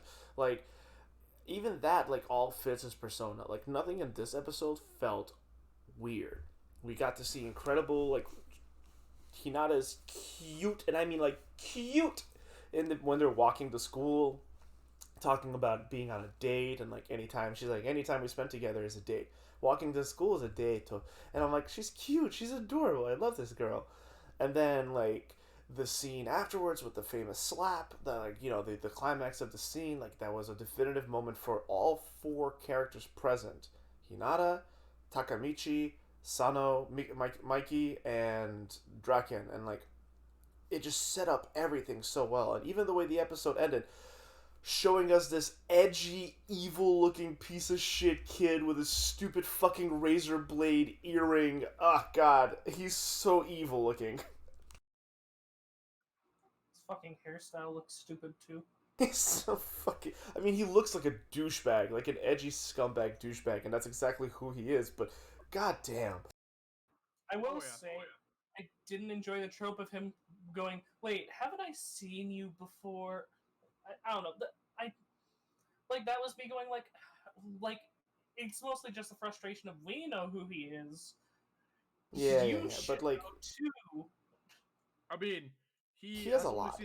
He has only seen a photo of him before, and that's a photo when he's 12 years older. Yeah. That, and also because like he has a lot on his mind. He just had this incredible moment with his girlfriend, who came and stood up for him, even though she's scared. She was true to her word, and then he stood up for her, which only landed him two extremely powerful and dangerous friends. And he just had Sano open up his heart to, like, tell him like his dreams, and was like inspired. He had so much happening in his mind right now.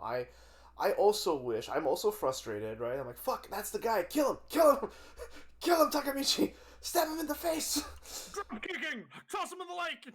But at the same time, like, I get it. He has a lot going on in his mind. Yeah.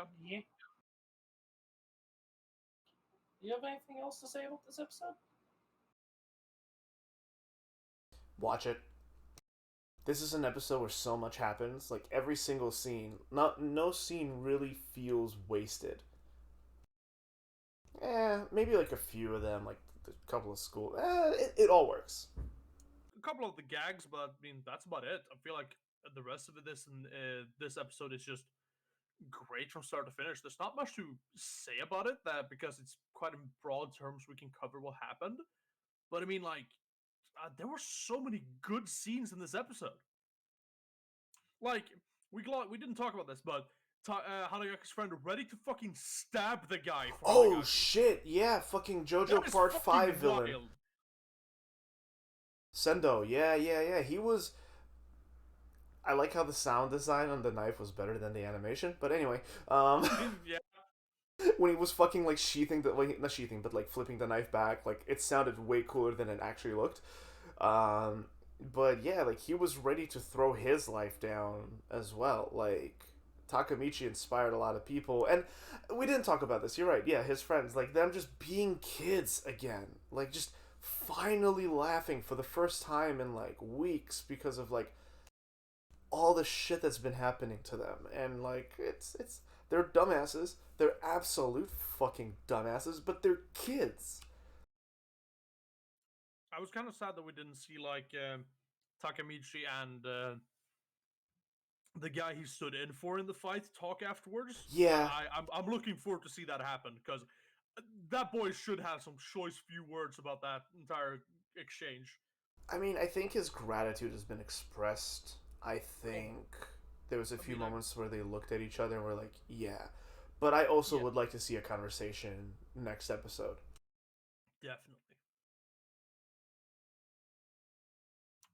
Yeah, no, that's just something like I was like, there's something I'm missing. Yeah, just one of like his fucking leader of his little posse just being like, yeah, I'm gonna fucking stab this guy because yeah, we care for each other that much.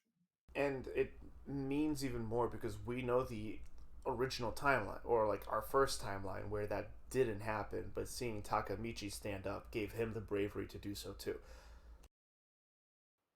Yeah, We well, really seeing did walk like 3 time travel shows, didn't we? Let's see, we have sure Vivy, fucking did. Tokyo. I'm sure Super Cub is a time travel show in some way. I doubt it, but the world ends with you seem to be. Ah, shall we hold up cards, boys? Yep. Yeah, I'll go I'll first. fuck this. Okay, go ahead. Go ahead.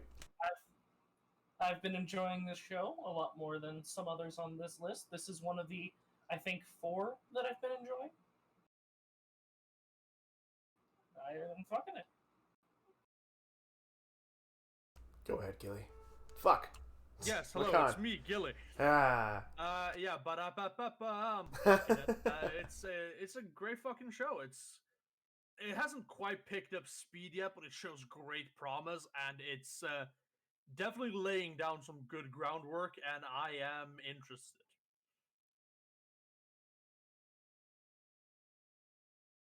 um, I'm fucking this show. Why is this show so good? What right does this show have to be so fucking good? This this was a really solid episode. Like, yeah, we found after discussing it 3 times, we found one thing that we didn't get in this, and it was the conversation between Takamichi, and the sickly friend of his who he stood in for, who he ho, uh, he ho. But yeah, no. Honestly, like, despite my expectations to the opposite, I watched this episode and I was like, "Fuck, this is really good." Alrighty, that's 3 fucks, a trifecta for Tokyo Revengers. Now, let's move on to Mars Red, episode 3. Maida accompanied his boss to a political meeting, while Code Zero attends a festival and spots the totally not an S-class vampire. In no way is he a vampire.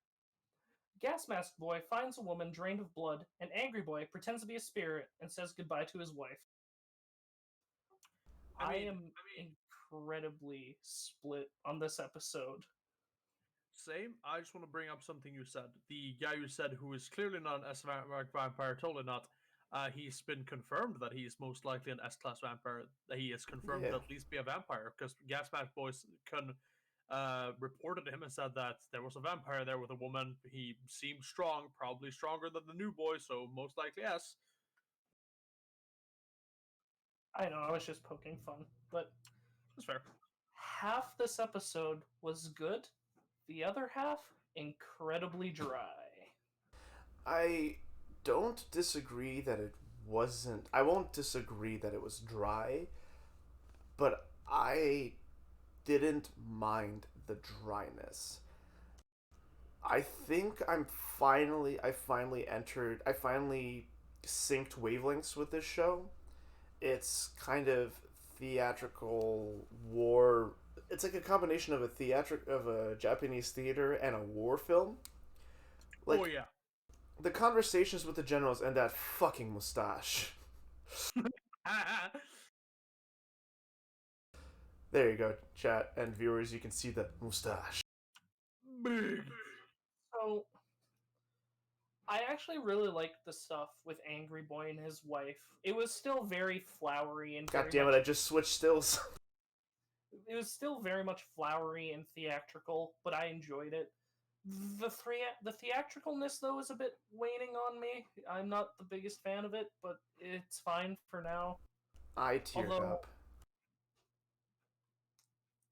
the stuff with the generals and the war stuff was just incredibly dry for me. I didn't enjoy it. I can't say I enjoyed the general stuff, but I feel like the show is kind of better because of it, because it places importance of how controversial the Vampire Squad is, Mm-hmm. and that it needs to get results fast or it's going to be disbanded.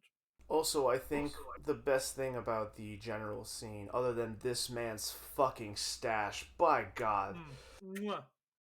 uh, was us really getting to understand Lieutenant, what was his name? Nakamichi?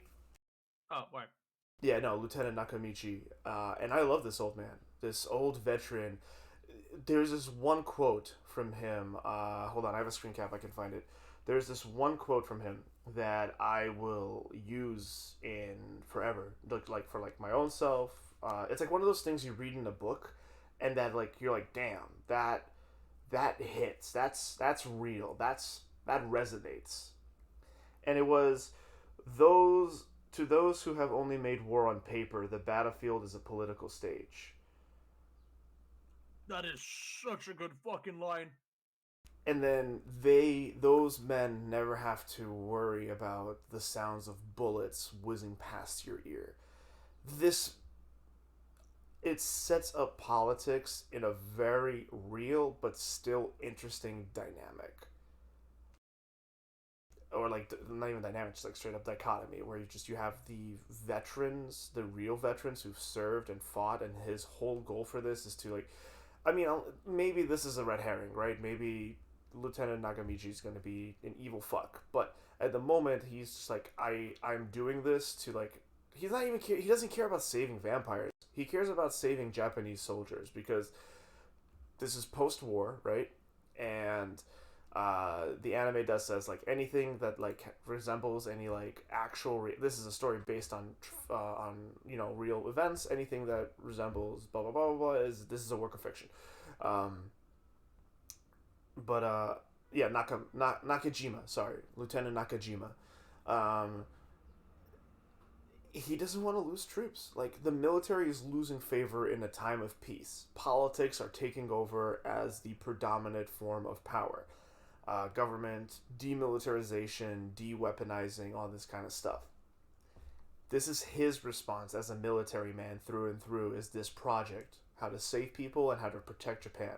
While the other people are like, materials is where it's at. Like, we need better steel and gunpowder and all these technology. And, like, they're literally trying to build the military industrial complex that we have today.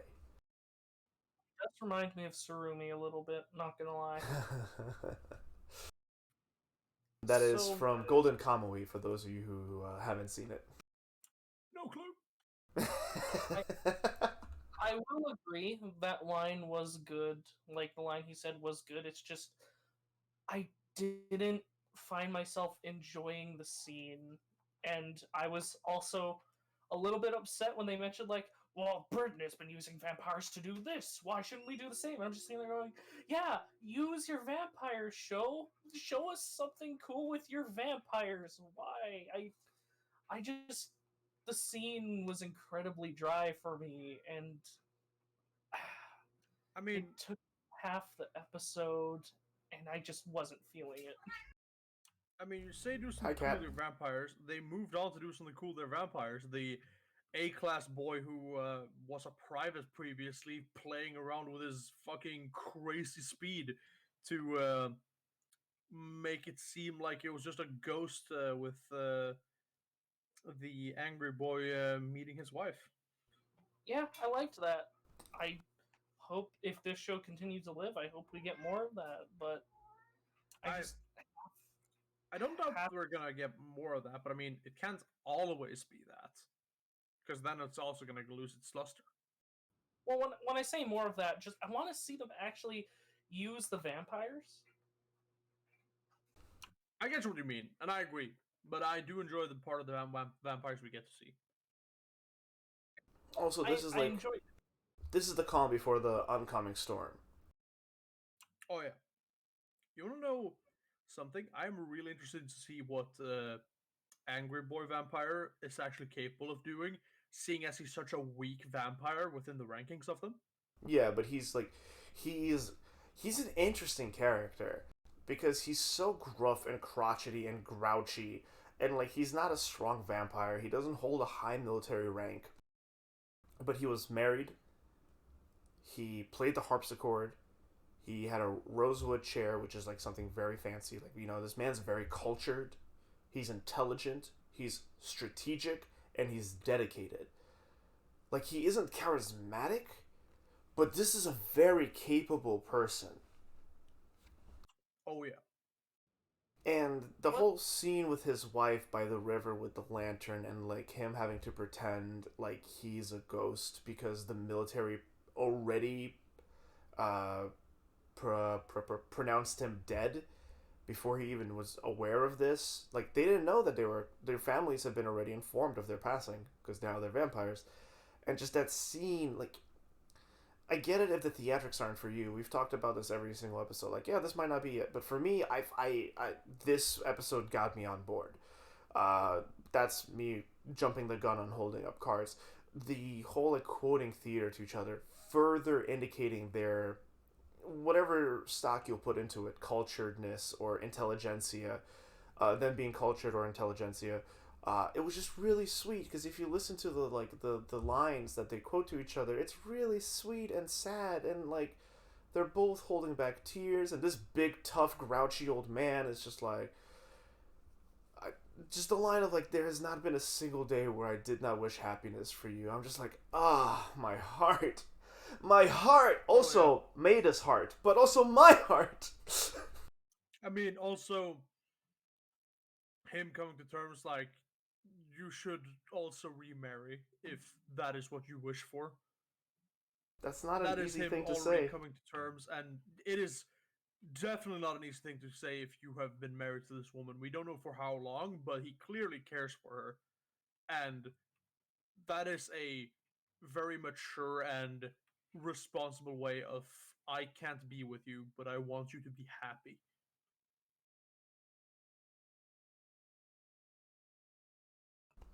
Made us having a heart attack. Yeah, Did yeah. what did you two think about the token scientist? I think he's fine. I think he's okay. I don't care much for him.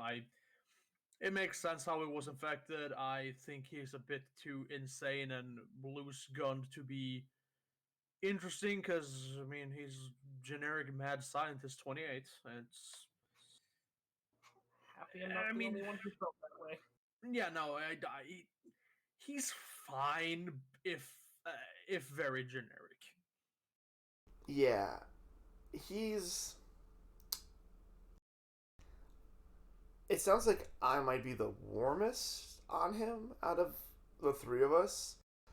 Uh, how do I put this? I like his motivations. I like what we got of him today. How he explained how it happened, and they're like, "Oh my god, what a terrible accident! We're so sorry." He's like, "Sorry for what? This is great. I get to live forever and practice my like trade of choice. This is fantastic." Like, I thought like that whole scene was really good. Have we seen it done before? Sure, but like whatever, man. Like originality is like almost as unattainable as like perfection. Yeah, I Um, mean that's fair. Too much. I kind of didn't consider that. The fact that he's not like, I can continue with my crazy experiments to rule the world. It's just like, no, I can continue researching. I can be an asset to humanity and knowledge forever. and That is also kind of like an interesting part of it. also he's a cosmologist, so he's like, no, this is great. Like I get to my work also pays my bills because like this is a side gig for him. His main thing is like making sunscreens and like face creams and just making bank off of like cosmetics. It's gonna sound weird, but he reminds me a bit too much of Dr. Doofenshmirtz. In before Is Vampire the vibe. Platypus. Yeah, that's the vibe I get off of him. Are there platypuses in Japan? Platypussy. Platypus. High five, Macan. Fucking dorks. Damn, I can't high five myself while pushing to talk. Speaking of vibes, is anyone else worried that now that Angry Boy got his scene, he's gonna not get much else for the rest of the show? I think he's a very nuanced character, and I think he's always going to be in the kind of the front lines of the fights, and I at least hope we see more of him, because him being the weakest vampire kind of makes him the most interesting vampire. That's a part of my worry of why I don't think he'll get much. Because I've seen shows do it time and time again, where they give one character one really big thing, and then they sideline them for the rest of the show. I'm looking at you, Abdul from JoJo's Part 3. That could happen, but that is anime being anime. Or let's be honest, that is writing.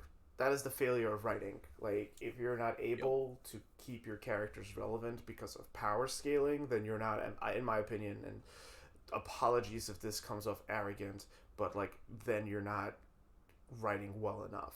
Because you're not putting the no, it's not that you're not writing well enough, because your action could be great, but your attention and your emphasis on writing is put in the wrong direction. Yep, which is as kind of shonen trash as it is, Fairy Tail usually finds something to do with all their weak characters. Yeah.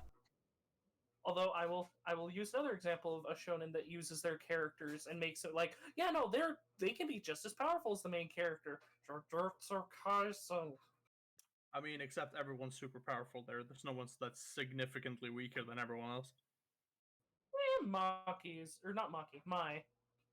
No, they still found a way to make. They gave her a gun. In Japan, that's a superpower.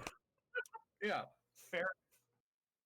I mean, sure, there's some that are like weaker naturally, but they're also superhuman in strength, or like really fucking good at the weapons they use. So it's not really like a argument in my mind. But yeah, regardless, we're talking about Marshall at the moment. So I hope they're gonna give Angry Vampire some things. Why can't I fucking remember his name? I have no idea where this show's gonna go. I really don't. But like, I'm not mad about it. I just, if this show turns into like mystery case files of investigating different vampire things, then each character will have like, sorry, there was noise outside. Each character will have something to play into that kind of thing, whether it be what's his name, Yamagami, the grumpy one, kind of being this unexpected voice of the people, or like connection to the people. Sua is still so fucking cool. He's literally just voice boy from fucking Jujutsu Kaisen, but I'm not mad about it. I also like that people are like, "What the fuck? He's wearing a gas mask. Why?" Like that would cause panic. Yep. That would cause panic, especially in that time period. I mean, hell, if you saw someone walking around in a gas mask now, it's cool and like it's urban chic now, right? Like, but urban punk now, but like it's still like, why are they wearing a gas mask? Am I about to die? Also, I looked up his the angry boy is named Yamagami. Yeah, Yamagami. I think the role he's gonna play is because of his. He's not charismatic in the conventional sense, but he has a lot of wisdom. He has a lot of, like I said, he has a taste for finding things. He's had a wife who deeply cared for him, which means there are things to love in the man. I feel like he is gonna. Damn, talk about a backhanded compliment. I mean, yeah, I don't know him much yet. Fucking eat me. but I think he's gonna kind of serve as the empathetic voice of reason for any vampires they come across. That's either S class vampires that they can't win in a fight against, but try and talk down, or lower level ones that are more willing to kill themselves than get caught. He might be the one that serves as a key moment to actually bring them to justice. It's interesting to see what will happen. Kurusu, the young boy, the A rank vampire, it was really nice. It really showed his age, like seeing how just how young he was, like just how playful he is with his powers. Like it really just emphasized like, oh, he's a kid. Yeah, definitely. Um, I mean, additionally, with the thing you said, like you have no idea where the show is going. Neither do I. I think it's going to be interesting wherever it goes, though. Hmm. It sounds like we're getting close to holding up cards, but before we do that, there's one last thing I do want to bring up, and this is like the least important about the show. Also, I mean, we haven't talked about it, but I guess there really isn't much to talk about. Maida having a heart attack, but I know the CG people and cars are like the new standard in anime, but at least the people, like the background people, are all like CG models, just walking about, shuffling about. But like we got more like street views without characters, where it was just the CG people, and they just don't look that good at all. Like they don't really look all that good, and it's still jarring. Anime, you gotta do better. Like you've somehow, without me noticing, have mastered sceneries and backdrops and landscapes. You gotta time to master those background peoples, because seeing old lady with no eyes, just shadows, just black blobs under her, and just like, I'm like, what the fuck? Oh my god, vampire. Yeah, I mean, I didn't notice anything like that in this episode because it was mostly something I considered backdropping, so I didn't pay it much mind. But yeah, I've just like if CG's gonna look like shit, just don't include it, please. I mean, it's way easier to do CG background characters because you just have a bunch of models and then you just palette swap them. I get it. I get it. Touch them up a little bit, anime. Yep. Only last thing I have to say about this episode is that I don't really like the gas mask boy, or Oh. I'm not. I'm not into the whole plot line they're setting up with the reporter and the S-class vampire. Mostly just because we haven't really been given much to know about either of them, other Yeah. than the one famous actor, the other's a reporter. We have gotten to know about the Gasmus boy, or at least I think it was about him, that he is older than the Edo period. Yeah, no, I was meaning the main, like, the S-class vampire he spotted and the reporter. Yeah.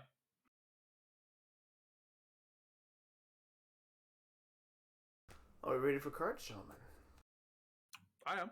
Yeah. I'll go first. I'm gonna fuck this show. I hear your qualms, Meep, and I also agree. Like, there just doesn't really, they just haven't given it to me yet, so I'm not really. I don't know what to expect from it, so I'm not paying it too much mind. If he kills her, he kills her. Um,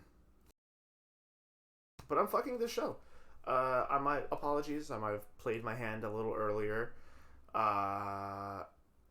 But the last two episodes, I've been sitting here and being like, man, I don't really, and I still don't know what the show's setting up. But like Makan said, like, I'm into it. I'm down to see where it takes us. Am I like 100% sold? Like, oh my god, this show can't fuck it up? Of course not. But something about it, the dialogue, the pacing, the motifs, the almost what's the word, homages that they paint to like Japanese theater. And today we got like a lot of like old school war film with like the, or like even historical films with like everyone just sitting around the council room and talking, while still reflecting Japanese culture of both, well, more importantly, of that time period. I'm interested. To me, the vampires are becoming the secondary thing, if not even secondary, the third most important thing before the characters and the setting. Like, I want to see what this show has. This show has succeeded in setting of getting me interested in its setup, and not many shows can do that. I'm certainly interested in the world itself and the like general premise of the show. When I say I think it's going to be interesting no matter where it goes. By the 3 episodes I've seen, it's certainly not uninteresting in its art style and animation and like scenes and ideas it has coming. Because I mean, there's an underground like blood trafficking ring for vampires and everything, and that's going to be cracking down on. I feel like it's going to be an interesting mystery to try and solve who's doing it and why they're doing it and all that. I feel like we're gonna launch into a investigation of the murder we found. They found at the end of the episode. This one, and next episode, and I am excited to see where it goes. I'm fucking the show.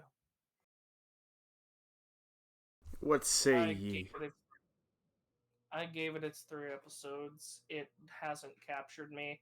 The vibe I'm getting is that after the characters get their big thing, they're going to be sort of pushed to the sidelines. I don't really feel anything from any of the characters. The young boy vampire, he's fine. Uh, the older gruff guy, I actually really like him.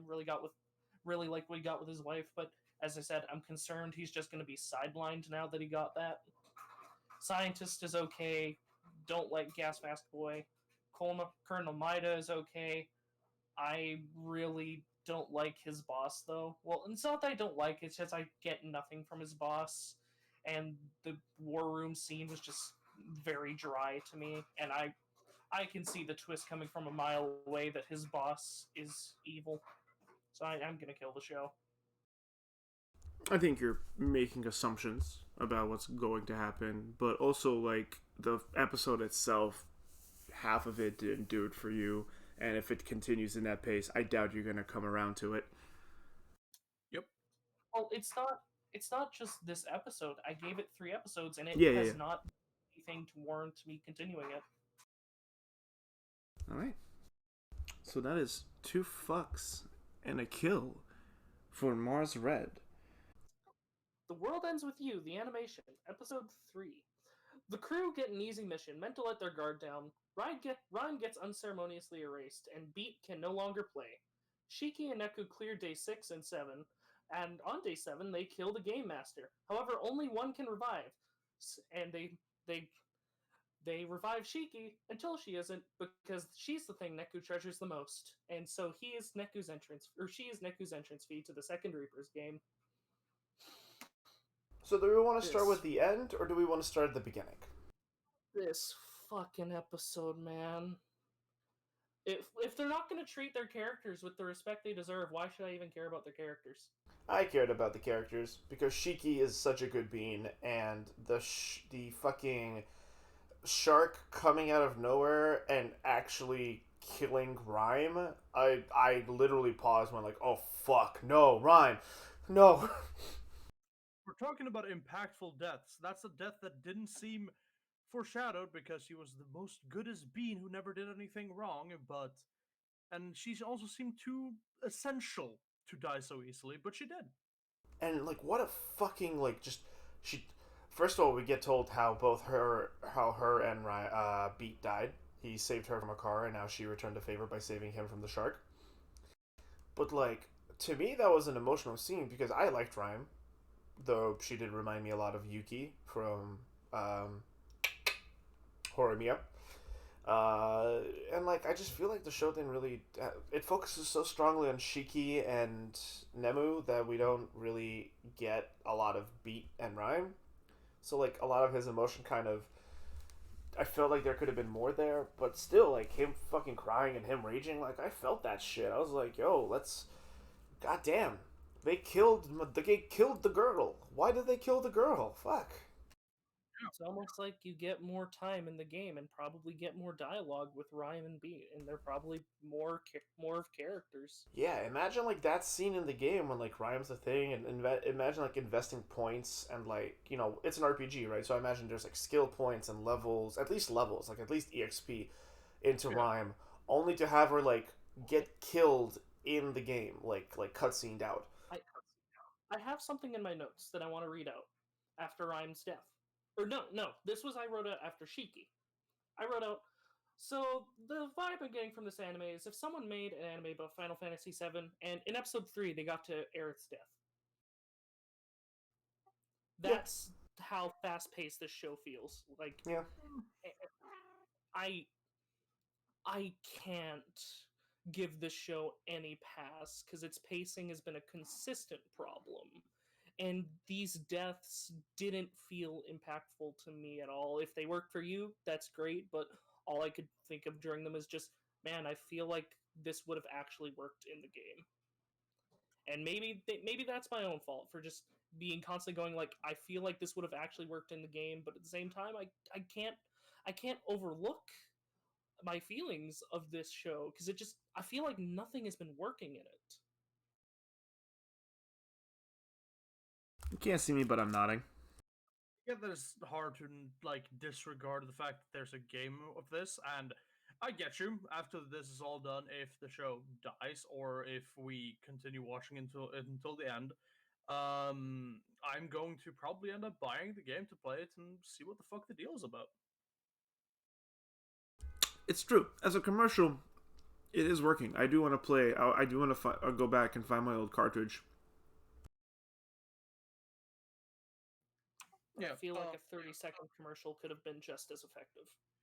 though Nah, Oh, no. definitely. 3 hour, 4 hour long one. Wrong. Though like with the story, I feel like sure the pacing was fast on the Reapers game, but at the same time, it's to set up the next loop, which will most likely go slower now that we know the price and stakes involved and what has been lost and what there is to gain. Neko now has a goal as he was willing to sacrifice himself and try and play the game so Shiki could get out, but having that turned against him because he started to care for this girl when he had no memory of anything else. So what little attachment they started to form was now his most important attachment. Which works really well for me, seeing how sinister these fucking game masters is to do that to them. I don't know, man. I can't wait for him to go through the second loop with Beat and for the same thing to happen. No. They're foreshadowing that the guy voiced by my boy, I forgot his name. He has a long name, but the adult man guy who came and helped Beat not kill himself, not just throw himself into a threat that he can't defeat. That something's gonna happen on this next game. But man, what a lame fucking ending twist. Like, I'm personally disappointed by it. Like, really disappointed about it. Like, I don't know how the game handled it, but like, that's just exploitative, you know? Like, they have all these rules, and you're like, oh, we can't do this, but like, she gets to revive. Cool. Okay, now we're taking her back, and I'm like, fuck you. Fuck you, world. Fuck you, show. It just feels like the show doesn't want to give any care to these characters that I bet get a lot more care and attention put into them.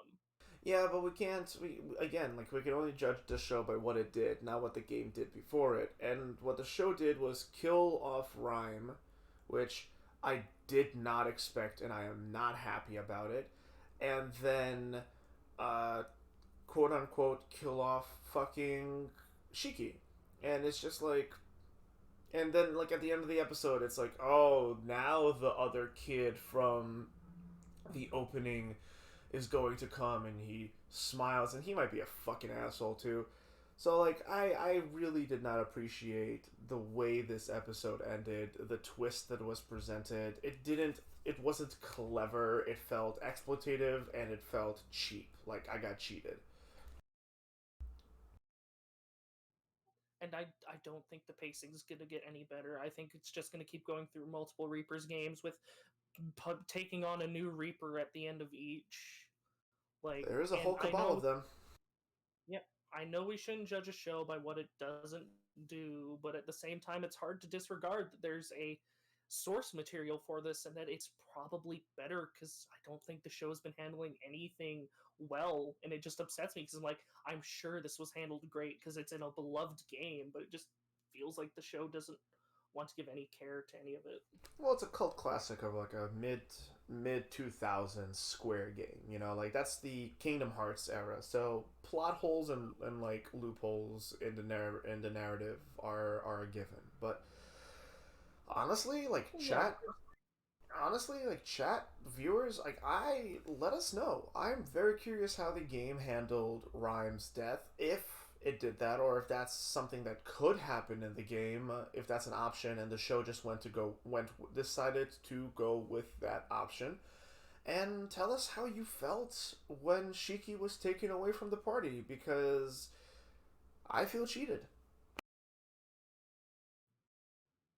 Also, the fight was okay. But what a wet fart of a villain character. I can agree. The boss was kind of weak with the character, though the fight itself was kind of cool. The fight was pretty cool. I mean, I still found the fight, but I thought the character himself was such a wet fart because they at least tried to give a semblance of sinisterness to him, but he doesn't show up until the end of day 7, where he's just sort of taken out.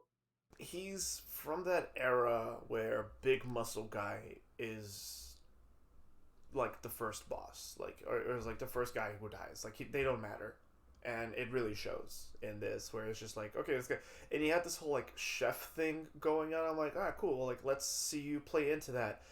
Persona, this is not. They didn't really make him into a real character. He was just big, tough muscle guy with lightning. Which the fight, while pretty cool, the electricity was rather lame looking, kind of like choppy and thin. Didn't really enjoy that. I know that's the aesthetic of the game. That's how the game played out. I'm almost positive that all the noises and 3D animation is taken straight from the game itself, which that's cool. I think especially people who love the game will really appreciate that. And the fight was cool, but like they didn't really have like a really cool. We got to see a whole bunch of new powers that we did not see him get before, and then Nekotan gets big, and then doesn't do anything with it. And like I really wanted to see them do a combo attack, and we didn't get that either. Just sounds like the show isn't meeting the expectations it set up for you. I mean, also, what the fuck is the arena as well? They just run into him on a fucking highway. A close highway for repairs. I'm under his snares. No, yeah, of course. Not like they could have had an open highway, cars whizzing by and use that as a fucking piece of the battle. No, that would be too cool. That would be too cool. I would have rather spent this 30 minutes doing anything else. That's usually what I judge some of the shows by, is did I enjoy my time with it, or would I have rather spent this 30 minutes doing literally anything else? And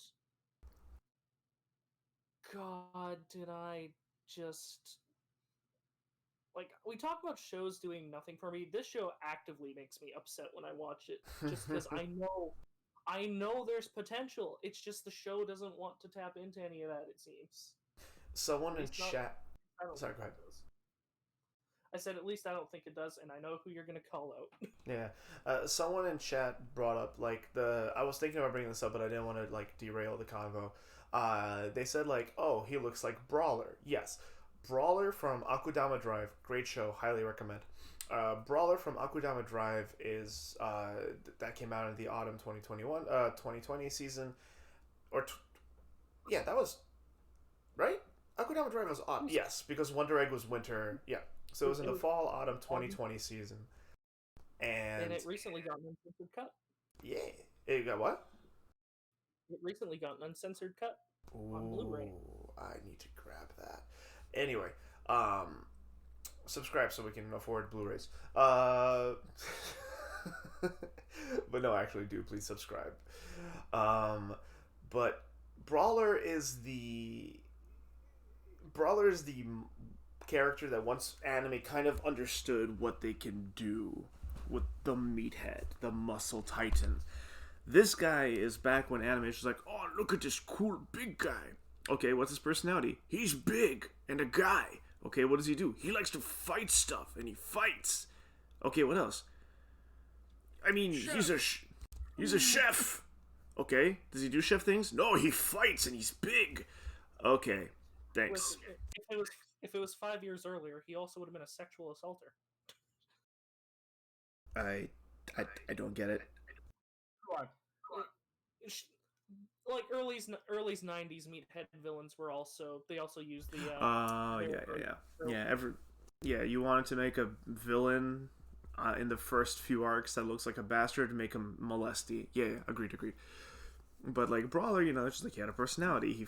He had reasons for fighting, not just because he likes to fight, and he had his own like motivations. But that is all but void here. He fight and he's big and he cook and he want to win to make big boss man happy, so he too can be boss man. And now he dead.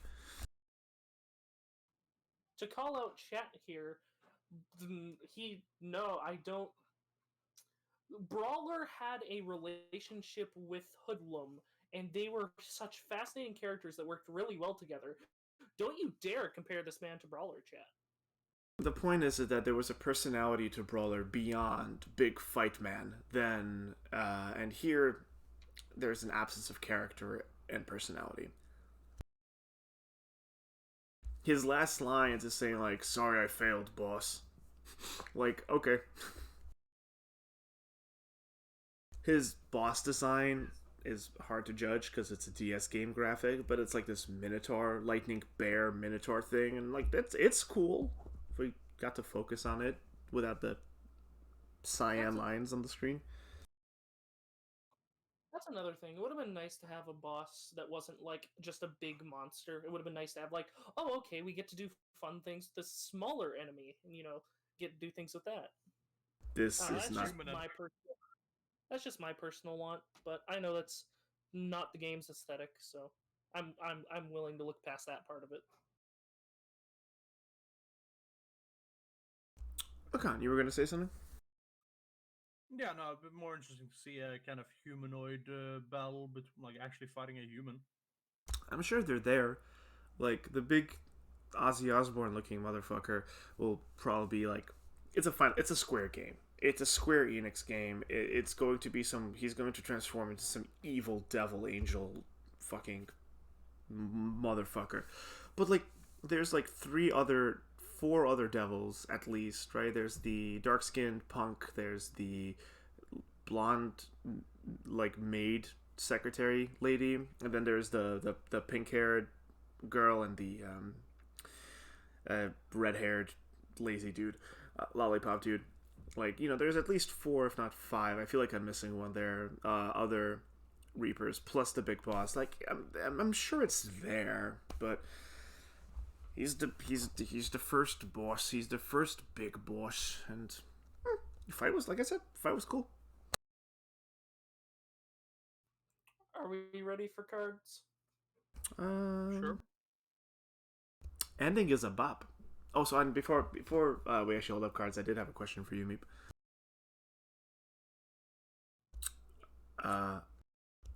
In episode 1, you said there was like a person we never got to see. Who were you talking about? Because I went back and I didn't know who you were referring to.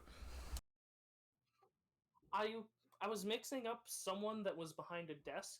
That was Ozzy Osbourne guy, but they just showed him in two different shots during that scene, which really fucking confused me.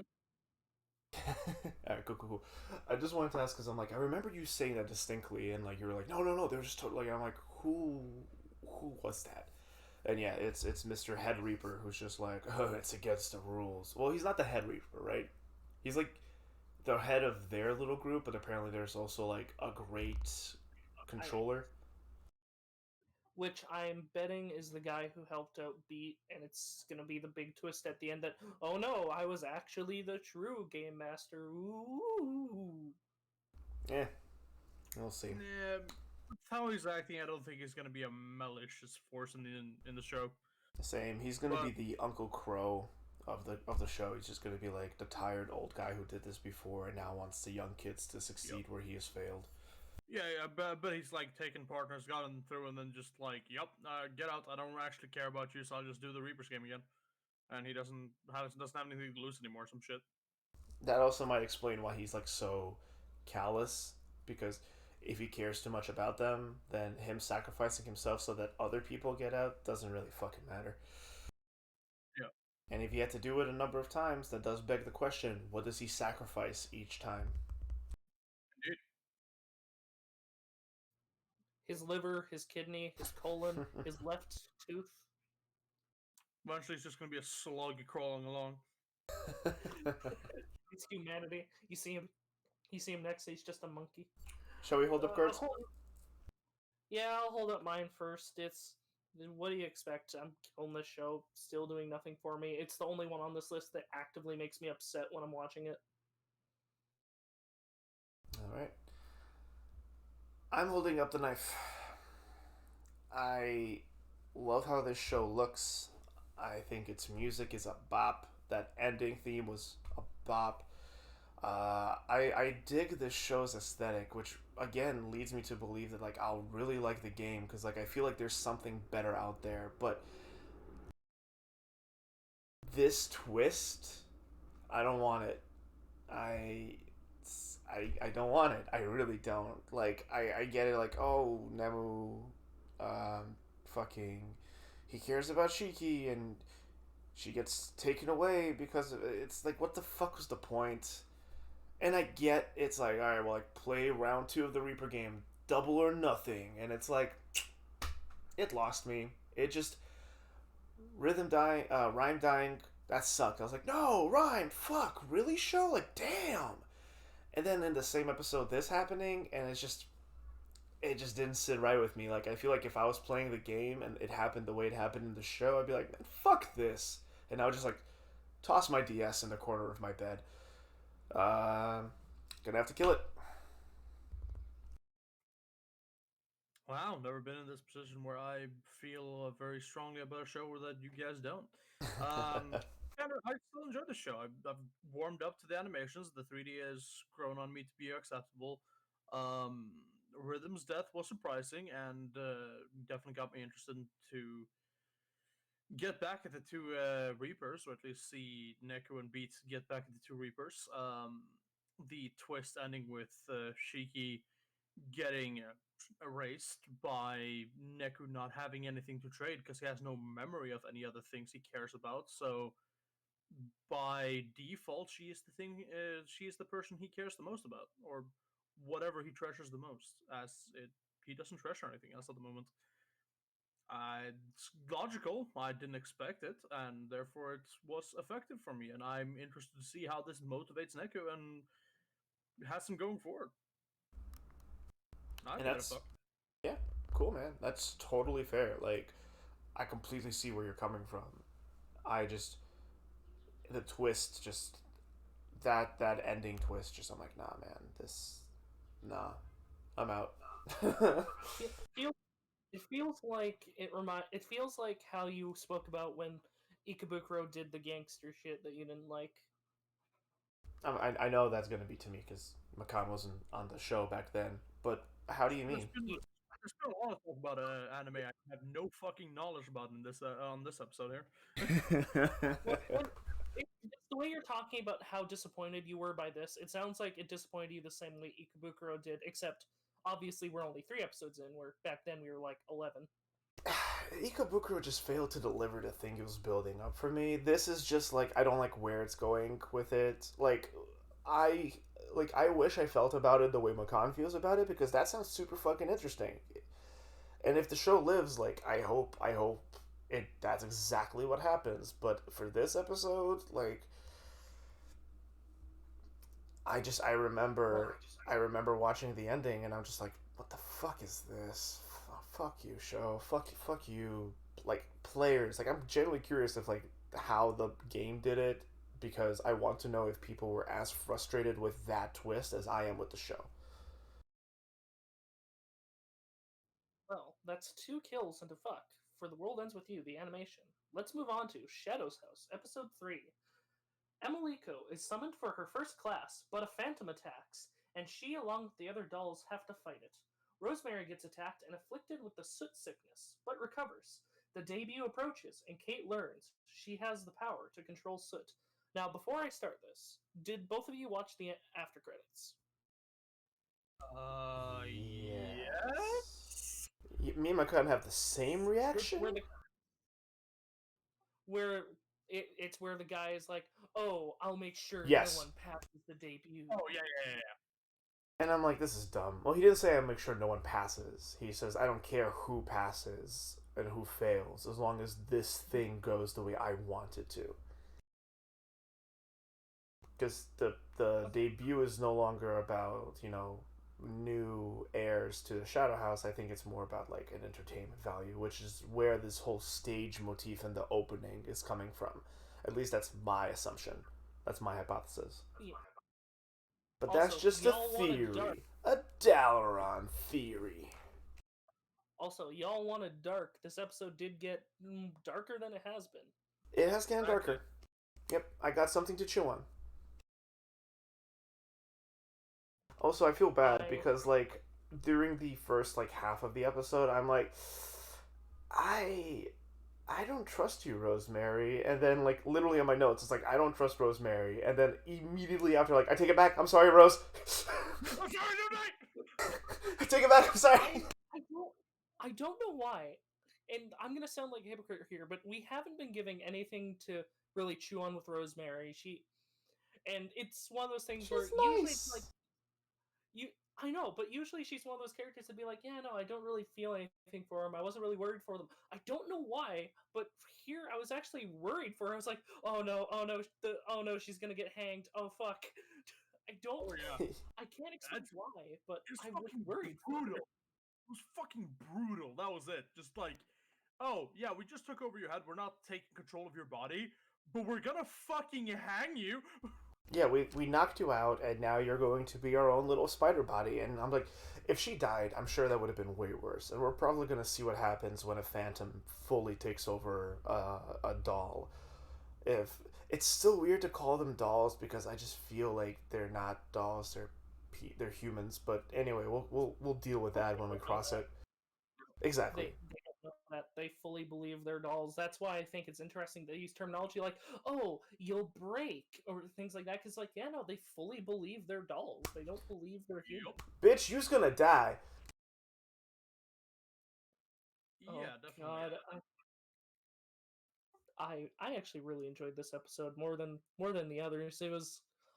It delivered on the dark shit. Like, oh yeah, soot that gathers and moves around is dangerous, and that makes me wonder, what are these phantoms that emit these, like, scorches? Are the shadows like omnipotent, like, intelligent phantoms? Like, that's where I think it's going. You know what my big thing is? Yeah.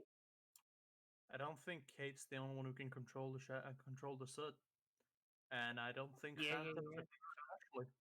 And you don't think phantoms are what? I don't think phantoms occur naturally. It's a good theory. I feel like Excuse me. someone wants to kill the dolls, but the question is who. And why? We also see Sarah has some gnarly scars on her. I can't remember what scene that was from, but It wasn't Sarah. It was Shower. Mia. Yeah, that was Mia. Well, I Also, mean, Mia is the doll. do we? Yeah, she's the Sarah's doll. But do we feel like are they death flagging Mia? Does anyone else feel like they're death flagging Mia? I don't think they're death flagging her, but they are subtly, not so subtly, hinting that Sarah is heavily abusive of her. Oh yeah. Because you saw how she like. My first note for this episode is like, "Yay, nice Mia's back," because I do like Mia a lot. I think she's cute. I like her personality. She's spunky. She's got a little. I like the cut of her jib. And then when they were talking about the lords and how they live to serve and all that, like the snap in her personality was like, oh, They Yeah, that's the shift of someone who's faced abuse because they got that wrong. exactly in that scene. I'm like, oh, Emil. In the moment of watching the episode, I was like, oh, Emilico's different, not because she's dumb or not good. It's because she's very human. She's not indoctrinated. And then now that we're talking about this, Makan, I think your take on that might actually be the closer to reality of the situation. I believe so too, with how the previous episode the room was just trashed and soot over, the scars on her body, how fucking scared she was of getting scarred by someone else than her shadow doing it, because that'd probably get her even more beat. Mia, no. Speaking of sad times, the scene was so chilling to me when we saw Rosemary just stand up, walk into the wall like fucking 3 or 4 times like it's Gmod, then just turn around going, Yeah, like a fucking zombie. Yeah, Yeah, it was fucking wild. I Now didn't I think she was wonder. coming back. Yeah, I now we still don't know if that's the original Rosemary. For all we know, that could be a second like doll or person or whatever. But as The of now, I reason want to believe it's why, real. yeah, the reason why I don't think they would do that, because like I also thought about like, oh, what if it's not even the real Rosemary and they're just replacing them? Operating on the belief that these are actually people, not dolls, like humans, not dolls. They wouldn't be able to replace them. But that's a what if. But more importantly, B, the fact that she's very good at her job. Mia is very good at reading and mimicking people. And the fact that she had that whole scene where like she put her face in her hand and like the elbow on her arm and was just like, oh my, it's fair. It's like, how embarrassing. I got myself in trouble. Um, which set up a very cute and adorable scene afterwards when Rose comes back, perfectly relieving the tension that was that was built up over this episode. Like that was very cute and very well timed and executed. Well done, Shadow House. But Rose is behaving like Rose, and Mia's very good at reading people. So if like Rose was replaced by someone, I think like she would be having a different. She would have personality issues. Yeah, that's for sure. I think Mia might be a very vital point in identifying if that ever becomes the case. I know this is far fetched and it's probably not true, but just part of me wonders, like, what if they just have scripted things they're supposed to say if they like die in or like get the soot sickness? It's aristocracy and high upper class nobility. Those kind of cultures would do some shit like that. So maybe. Yeah. No, no, no! Don't say this. You can't say this. You have to say this. Yes, you're not allowed to. No, I won't continue with that joke. Considering context, we're saying never mind. Okay.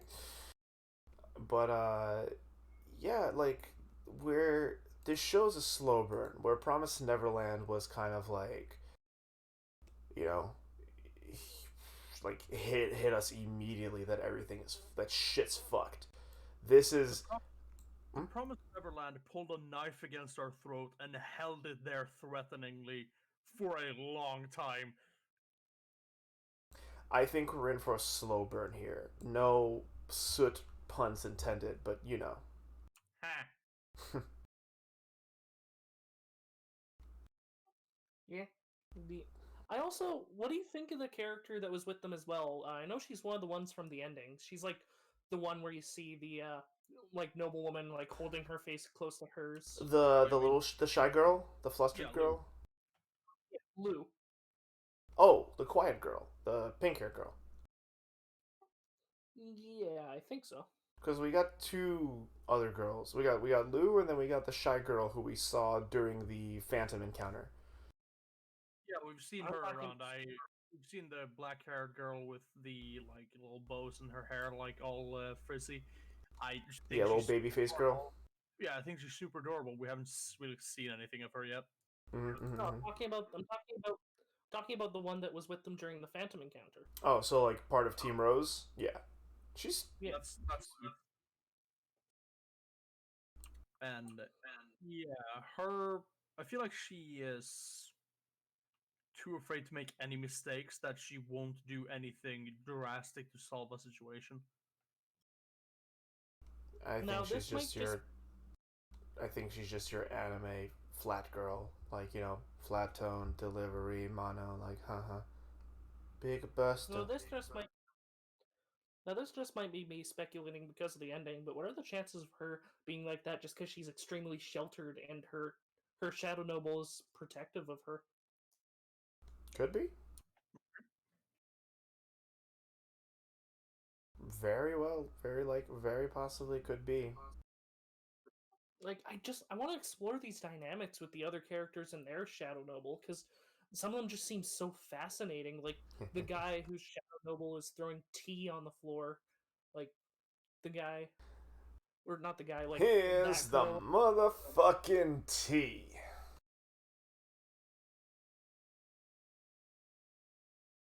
Like I don't know. I guess I just want to explore more dynamics between shadow nobles than just Kate and Emiliko. Yeah, same. When you started saying like I want to explore the dynamics between them, like a smile creeped on my face. Not creeped, but like just formed on my face. Like I started grinning because I'm like, yeah, the show got you. Like, and that's good.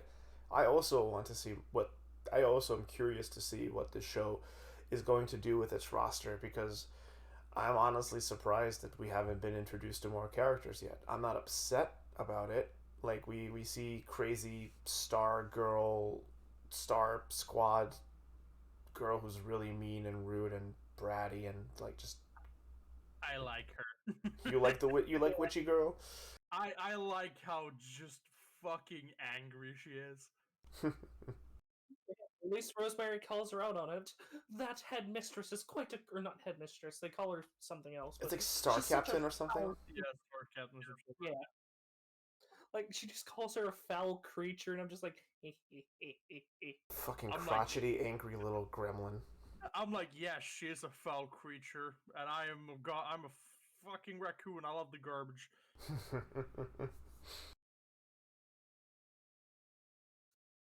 yeah, it's a lot of fun. Should we hold up cards though, ladies and gents? Let me see my notes. Also, there was something I'm trying to remember. There's something else that happened this episode that again made me like point at the screen and go like video game.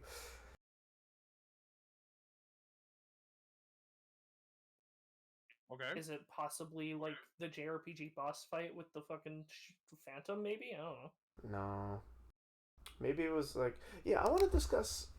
Maybe it was Kate doing the whole.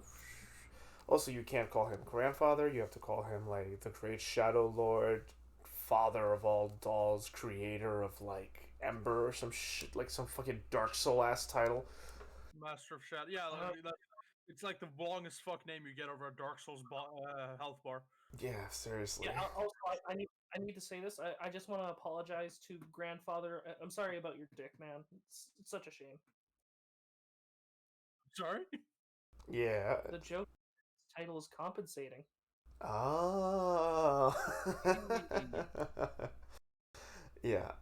In terms of like creature design, we saw a little bit with like the Phantom, and okay, Black Blob, cool. Okay, not Blob, such creature. But I'm more Like interested to see their designs because of the upper nobles that we saw. These fucking giant. One of them was like super fat. Like it felt like I was looking at the silhouettes of like Warhammer 40K's like Chaos Gods.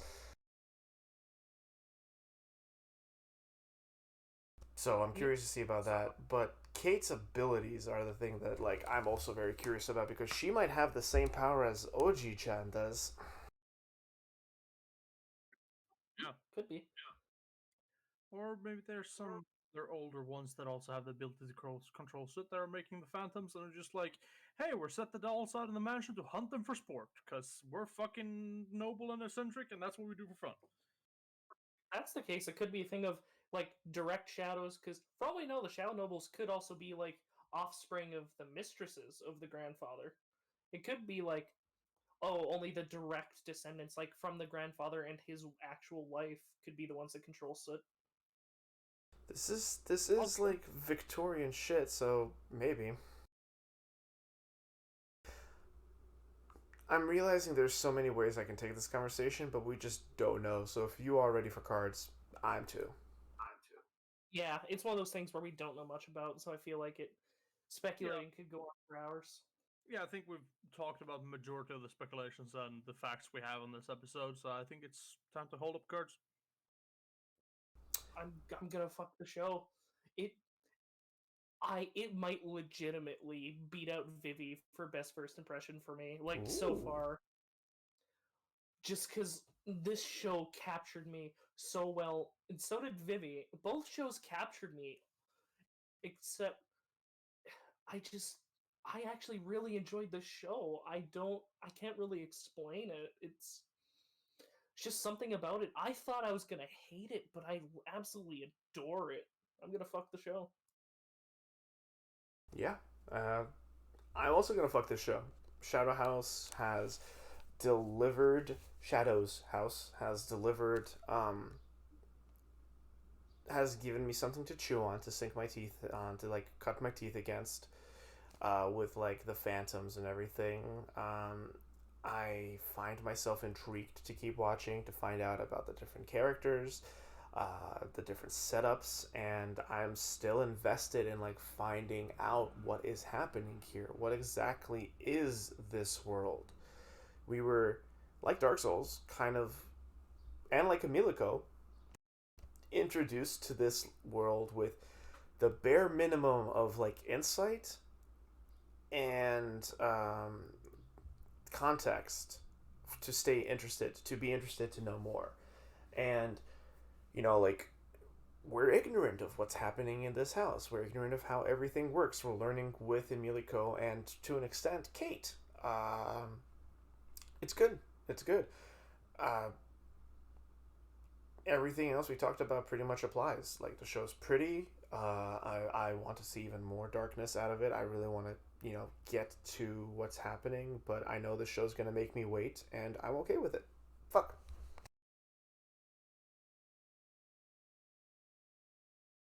All right. You know, it did give me some warmth. It didn't deliver fully on like the sinisterness that I wanted. I kind of wanted some answers and some more meat to it, but I mean, it's something at least. We're getting somewhere. I got to see more of the gremlin that I knew that I would have a soft spot for the instant I fucking saw her when she fucking just glared at Emilico. It's great. Um, there's some subtle storytelling with Miel, with her abuse, her scarring, and the destruction of her room when she returned to it. It's interesting. I want to know what's going on with that. So far, it's kind of not there for me yet, but I'm hoping it's gonna be. I'll stick my dick in this crazy. I'll see what happens. Stick your dick in the soot. Yeah. That does remind me of something interesting. In episode 1 or 2, I don't remember which one, I brought up like, oh, these dolls are supposed to mirror and be the faces of their shadow masters, and like I'm like, no, like what if the crazy gremlin one was like, is actually like super sweet. It's just her master is like the cruel, angry, crotchety goblin. Nope. That makes an interesting thing. What if her Shadow Master is just so sweet and happy? Yeah. That's gonna be so fucking good if that's the case. Yeah. Seriously.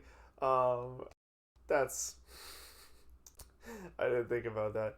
Also, because I didn't get to use it, because I forgot to use it, I want to use this really quick. Emilico getting blasted in the face by a shower, learning what a shower is, was great. It's so good.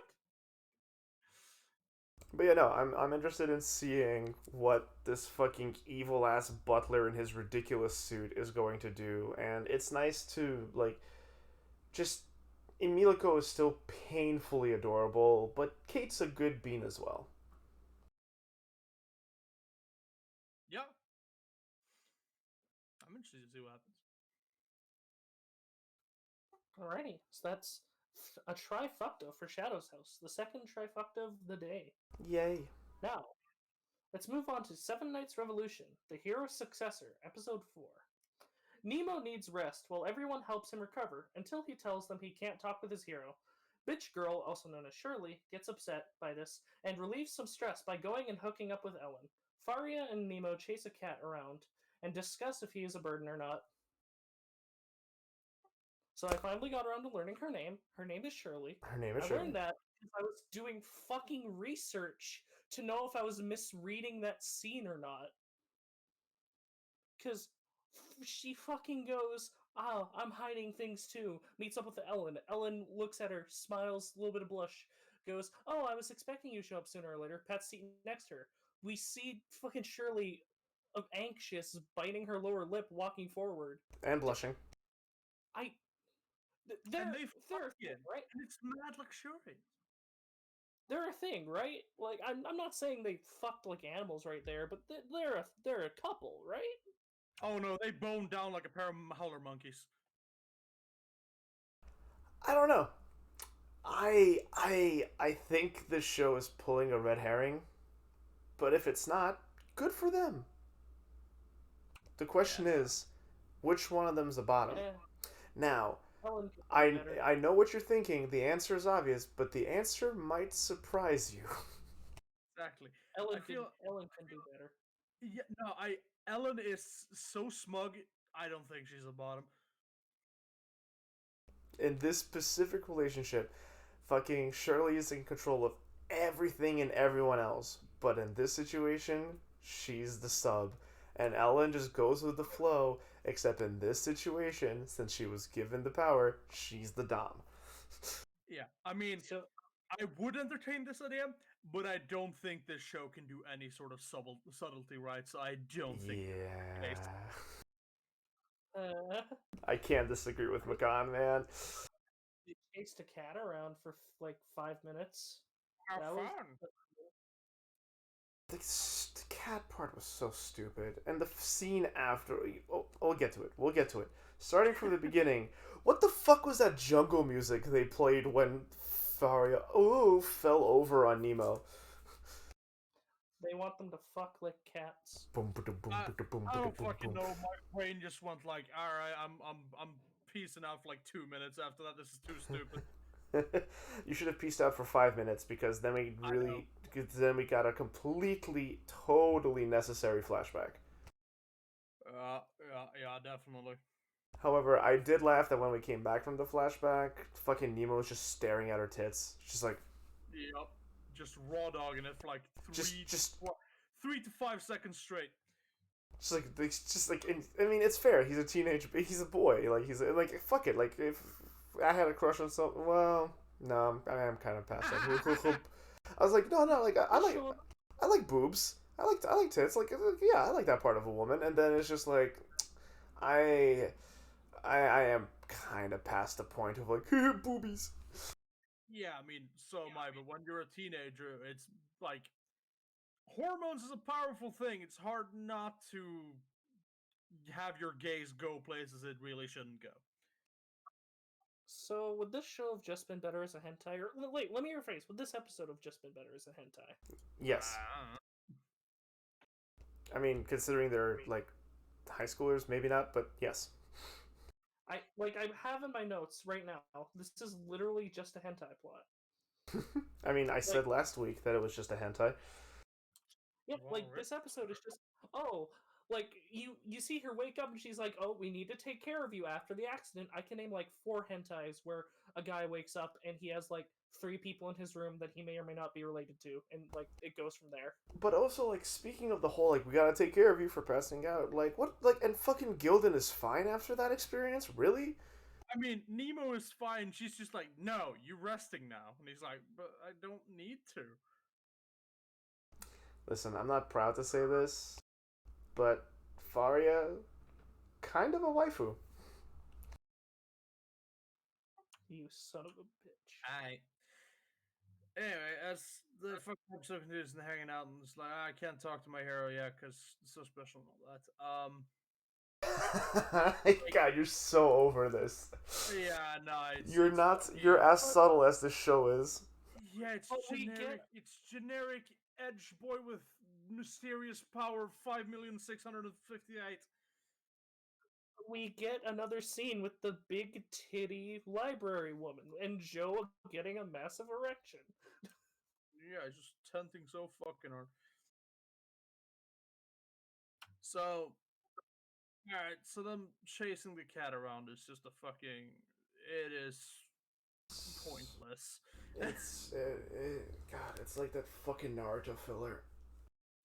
Yeah, it's a fucking filler section in this episode, and like the fucking thing, and then like oh, we're hanging off the roof, like you've jumped higher than these roofs. You've fucking fallen farther than this. You'll be You've fine. jumped out of a fucking blimp or skyship. Exactly. This cannot harm you in any way. Just activate your powers. You're fine. And the fucking dramatic music play. Sorry, but the dramatic fucking music playing, and she's like, "I'll never let go of you." I'm like, this is dumb. This is really fucking dumb. I don't understand. There's an invisible kill. There's an invisible kill wall under him. It is a mobile game after all. We do have to have those invisible walls. Yeah, no, it's just like these plot holes just keep building. It's fucking horrible. You want to talk about plot holes? Remember how in episode 2, Ellen is like, "Oh, I like the busy work. Leave the paperwork to me, President. I don't mind." Yep.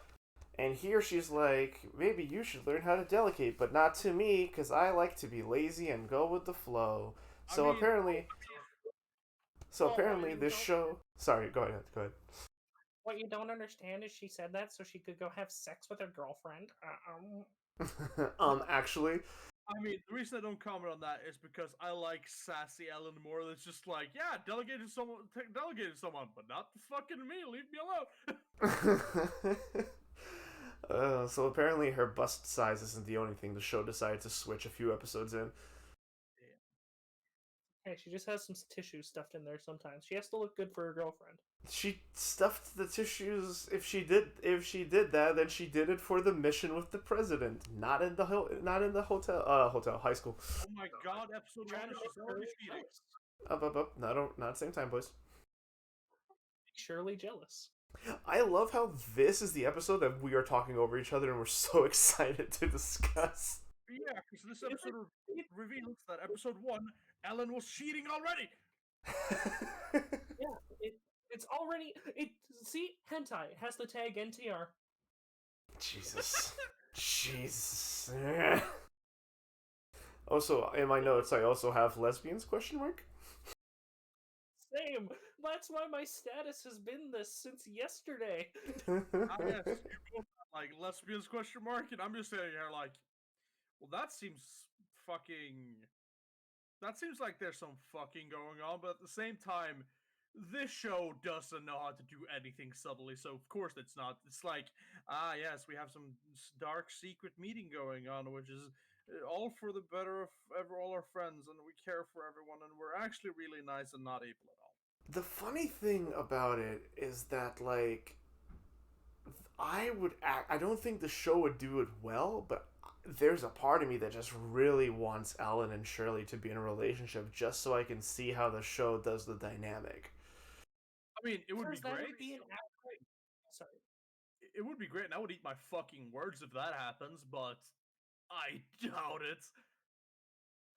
I would actually enjoy that because it'd give more to their characters than one just being, oh, she's the secretary, and the other just being, she's a bitch.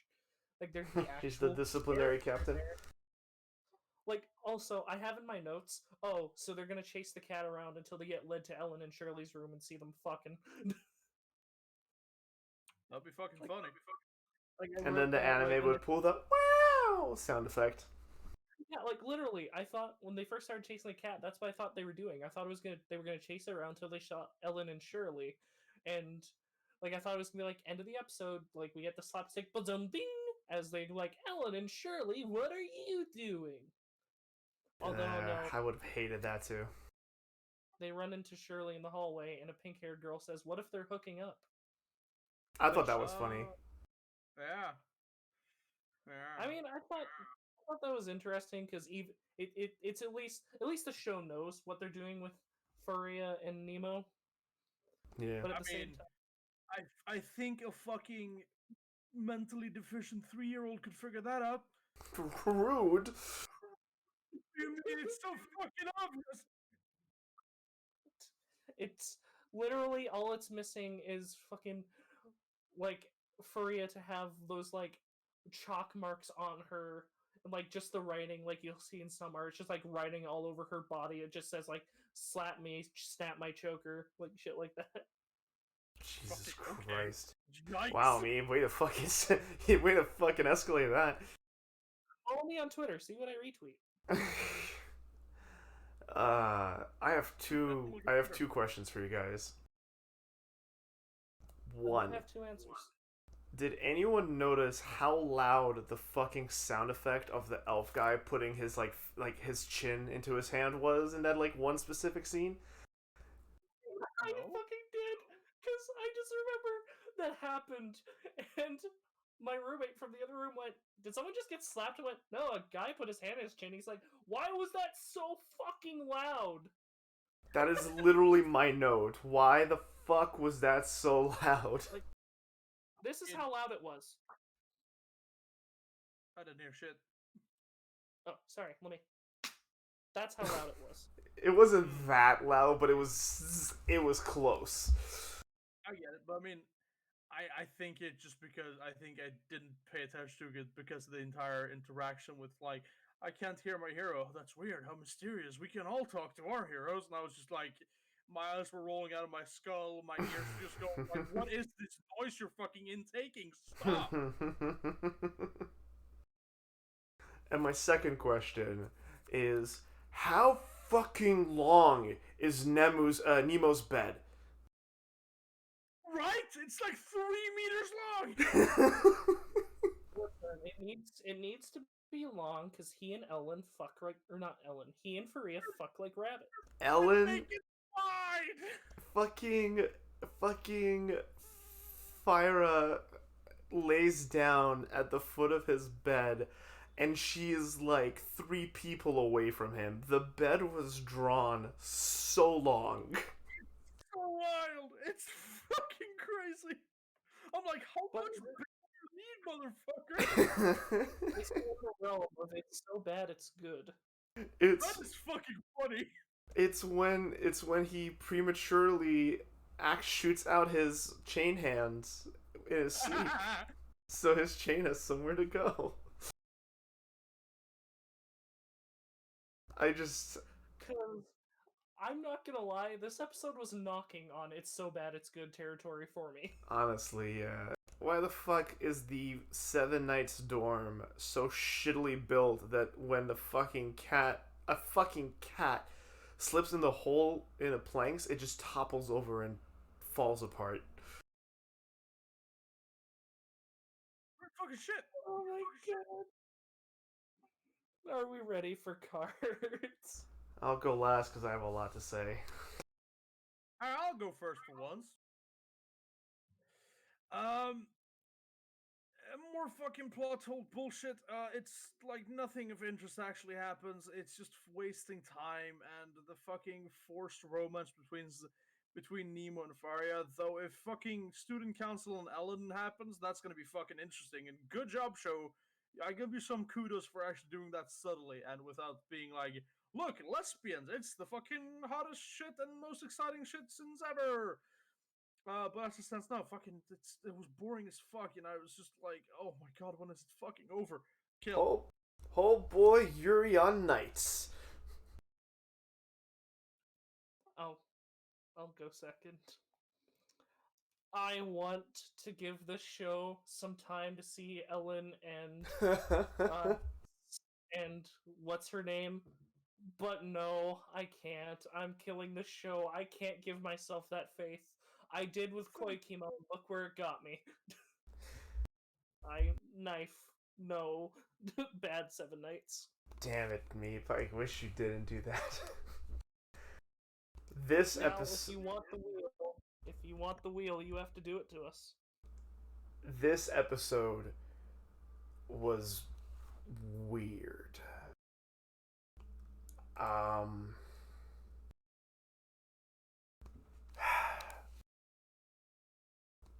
Animation. The animation seemed worse overall. Like, so many scenes just looked like ass. Everyone, there was a number of times where Faria was off model, which is wild because episode one looked really good, and we got some really like I thought the show was really pretty up until this point, but just something about this episode is just it felt like we hit the mid season slump early.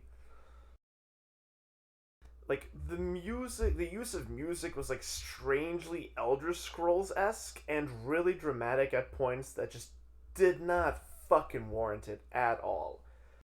Like I wasn't sure if it was a joke or not. Like I didn't like am I supposed to laugh right now? Because like I feel like this is silly, but like I also feel like you don't. The show's not self aware. Like the show's like, oh look how dramatic.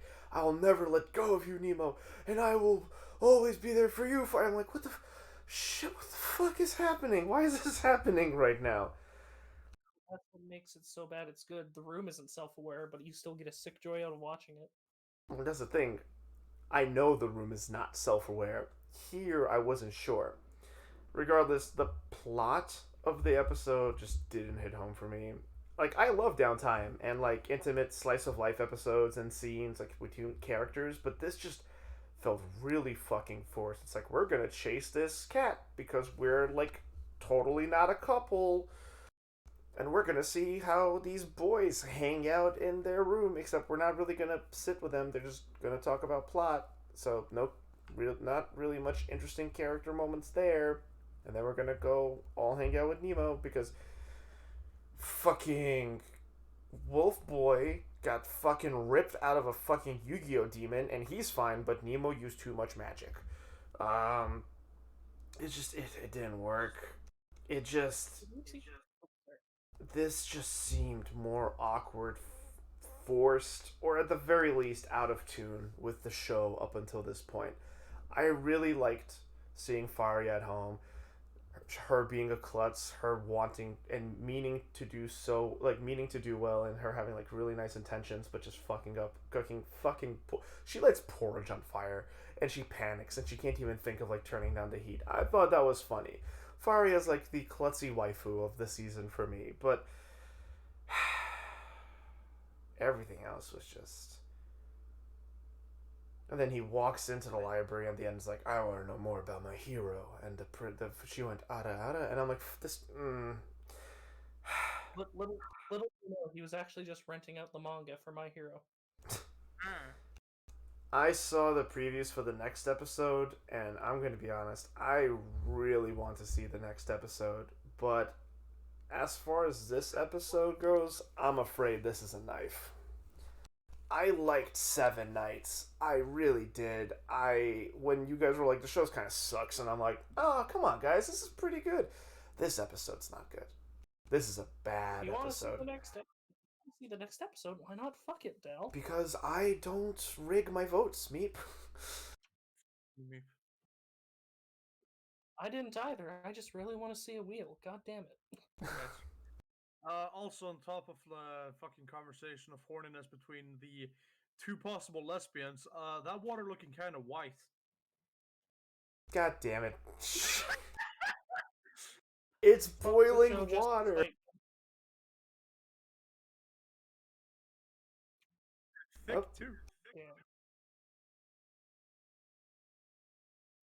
Well, if that's your final answer. No, me, but I told you, I'm really sad to hear you also. I thought you were going to throw. I also want a wheel. I thought you were going to throw. A fucking. I thought you were going to throw an eggplant when you're like, listen, this show has potential lesbians. I thought this is an automatic fuck from you. Listen, I can't change my vote, but do you know who can at this moment? No, I'm not. Nice try. I am a man of my word. I cannot, in any good gracious, fuck this episode. This is a bad episode, and I normally like. Yeah, well, too bad. Maybe you should have fucking fucked the episode. There goes my hopes for the actual bad show to die this week. Okay, let's go. Let's go. I mean, there's still hope. Oh yeah, there's something I wanna. There's something coming up, mate. There's something coming up. That's a triple kill for Seven Nights the Revolution. It's Martin time. Let's move on. Let's move on to Full Dive Episode 3. Hiro is caught and brought to jail by the guards, where he sees the ghost of Martin. He meets the red-haired girl, who turns out to be the torturer of the dungeon, who attempts to cut off his limbs. Riona comes in. Hiro pisses himself and swears he is quitting the game. Why? Why? I don't. So, I hate. Why? No, why show? so if you're gonna mumble, I want to talk. This episode was the best one so far in this show. Shut the fuck up, Makan. No, I'm right. No. Because this episode actually made me laugh. Because God. Martin time is fucking great. Okay. Martin time is good. Martin time is good. Yeah, and him freaking out like Martin time won't stop. That's fucking fantastic. I love that. Though the fucking girl is atrocious. Are we jumping to the girl? Yeah, what else is there to talk about? This show's a fucking train wreck otherwise. I got things I want to talk about before the girl. I feel like I want to end on the girl. Okay, so let's start something. Let's start off with a good. I'm going to start off with a good note. I really like the whole title card double tap the screen thing they do for every episode title. I think that's really nice. I think that looks good. That's pretty clever. Yeah, I think it's really cool. This whole episode looks like absolute ass. What happened? This show looks so fucking bad out of nowhere. Everyone is off model. I can't tell if I DC'd or...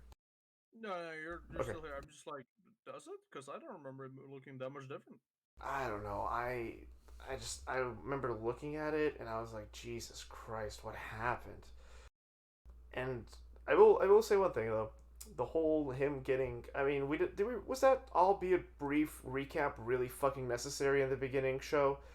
But I did laugh at the like Oblivion fucking guards all coming in there, and like I'm actually a little sad that it didn't go, stop right there, criminal scum! You violated the law. Sure. Though at that point he is like, what the fuck? That's not realistic at all. It just pisses me off that, of course, when it's not in his favor, it's game-like. Yep. Like, and it feels like I'm just stuck in this bullshit against my will the same way as he is. When they're like, you can't quit the game, there's an event happening, and I'm like, how's... Just infuriating, because if this is supposed to be a realistic game, sure, like, you're not supposed to be able to quit an event, but like, people have fucking lives. Mm-hmm. Like, there's a fucking fire. And it was before the game asked for consent, which Yeah. it was nice that the game did ask for consent. But the consent was so fucking vague, and he was tempted by other things there. So He's a bottom. It did not give a context warning for what the fuck he was about to experience. That's the joke. Ha ha ha. I don't give a shit. If there's gonna be a warning and he's gonna ask for consent, that's not enough. I fucking know. I completely agree with you, but that's the joke. Yes, Meep. I didn't like that part of the joke, but when she was like getting ready and he was like sitting there really excited, I did just sort of have a smile on my face, like, yeah, I know you're about to get absolutely shit on, but it is funny. It just cuts to her face. She's just looking like really blushy. It's like, all right, I'm gonna start. It's just like, I know something's gonna go awry here, but the situation just can't help but put a smile on my face. I'm happy you got one. I was just sitting there. Oops. I liked her design too before I knew what the fuck the design was, and now it's forever tainted. She looks like a fucking copy of Mirren from Slime, and I honestly don't know who came first. Yes, Slime anime came before this anime, but I don't know what the manga or the games or whatever the fuck came first. But her personality, She doesn't have pink hair. She has red hair. Otherwise, she's an exact copy. Not though really. I've gotten to Mirren, and I still don't know what you mean when you say she's an exact copy. She has. Okay, go ahead, McCon. Watching through that entire like scene with her prepping was just saying that like, how the fuck can this guy trust anything this game does anymore? How can he constantly like go, well, maybe it's gonna be good? Oh, maybe. He swears off the game. There's no Before that, it's show. just like fucking trigger warning, and he's like, but sex? I mean, what's her face? Riona did sell him that there are adult content. There's adult content and scenes in the game. So Why did he expect he would find it in a fucking prison cell? Because he probably reads some messed up hentai. because she was being nice to him. Still no. So were like some people before, but they also fucked him over. So I mean, you should have learned at this point. It's fucking. It's just. Where's my notes? How did I put it? And with the fucking Riona after that scene happened, just the fucking her. She's like, "Oh, you.